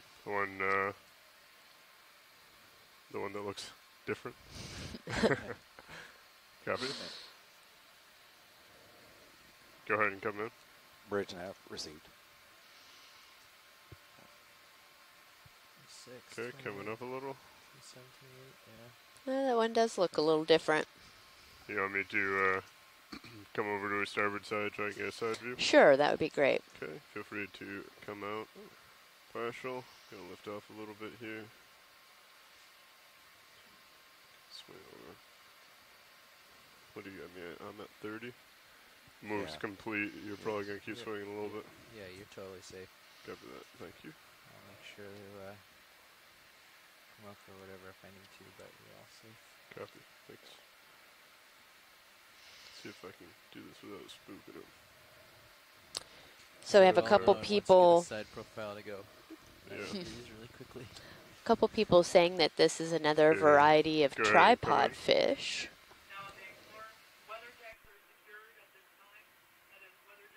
Okay, gonna come yeah, up with guys, the rotator? just a heads up. We're getting gusts 27, 28 Copy. off the bow. Copy, saw that, yeah. 29. Yeah, so another type of tripod fish. Yeah. We've seen a couple of these. Is This one my dust? Yeah. Yeah. is Stick up a little when you landed. It should clear. not perched up as high as some of the other ones we've Copy seen, that. but very We're pushing interesting 30 color. on the wind, guys. I mean, if you want to do it now, video, we can let the dust kind of settle while you're switching, and I'll try and hold this as well as I can. Let's see if we have lasers in the shot. No. Oh yeah, that would be good.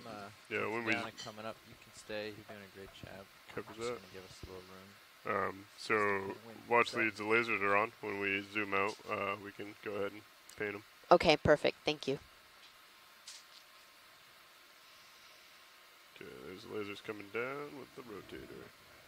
And subject has been painted. Right. Do you want any closer views of that now that we got them kind of to the side? Or? Yeah, if we can just get a close-in kind of scan of it, that would be great. Sure. Welcome, Brian. First thing I'm going to ask is that you come in on the head, please. Nice and tight when you get settled. So we can start up here on the head and then make our way down to the tail? Yes, please. Thank you. All right. Nice and tight video. I'm going to swing you over. Copy that. And I'm going to come down slowly. And come back.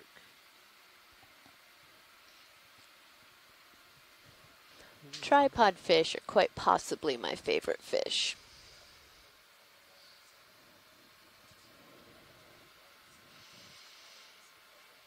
Okay. Is there any particular part on this that you would like to see more than others? I think usually just getting a good shot of the coloration and the fins and the head is good for identification. Okay. I know with the... You said this is full zoom, correct, video? Okay. Let's try and, I'll bring him back to starboard a little bit. Let's try and get a focus on that starboard fin of his. See if helps. Ooh. Ooh. There we go. going to be pretty difficult with all the... Yeah, all the smoke. stuff in the water.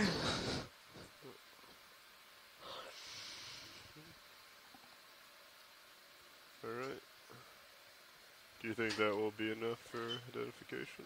Yeah, I think that should be good. Thank you. Copy that. All right, video, if you want to come full wide, please, if you're clear.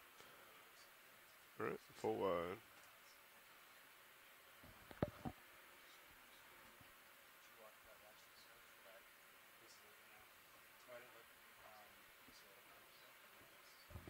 Okay, pushing forward. Looks like we got some sort of stripe thing up here. We're going to come off bottom. Copy. I understand. Okay. Watch these. We're actually going to come off bottom due to weather. All right. Yep. Chris just told me that, so thank you very much. Excellent. Yeah, so those of you that are online, we've had a little squall that has rolled in here, and we're seeing winds up to 30 knots outside right now. So we are going to go ahead and conclude this dive a little bit early. And we will be with you all tomorrow morning. All conditions that are cooperating at the Deep Pimlico Canyon site. And we're looking forward to joining you guys. We won't be at the bottom until, probably late morning. So you guys can sleep in, enjoy a little bit of your July 4th, and then tune in and for another canyon dive. Everybody have a good evening. Walking and heading. Twist it left a little, just to make sure you stay nice and straight. Twist it. Yeah, see it's a little off. Oh, copy. Yeah, just kind of rest it somewhere around. Okay. There you go. Yeah. Pushing forward. I'll come up a little as you come through. Locking your auto depth for now, if you don't mind, just in case.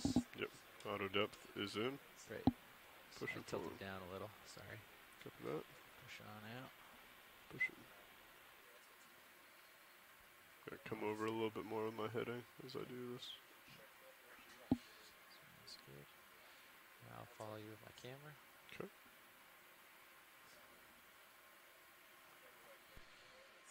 Straight down.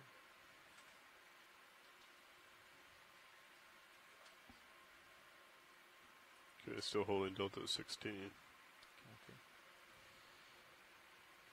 That's straight back, pilot. Copy. Keep an eye out.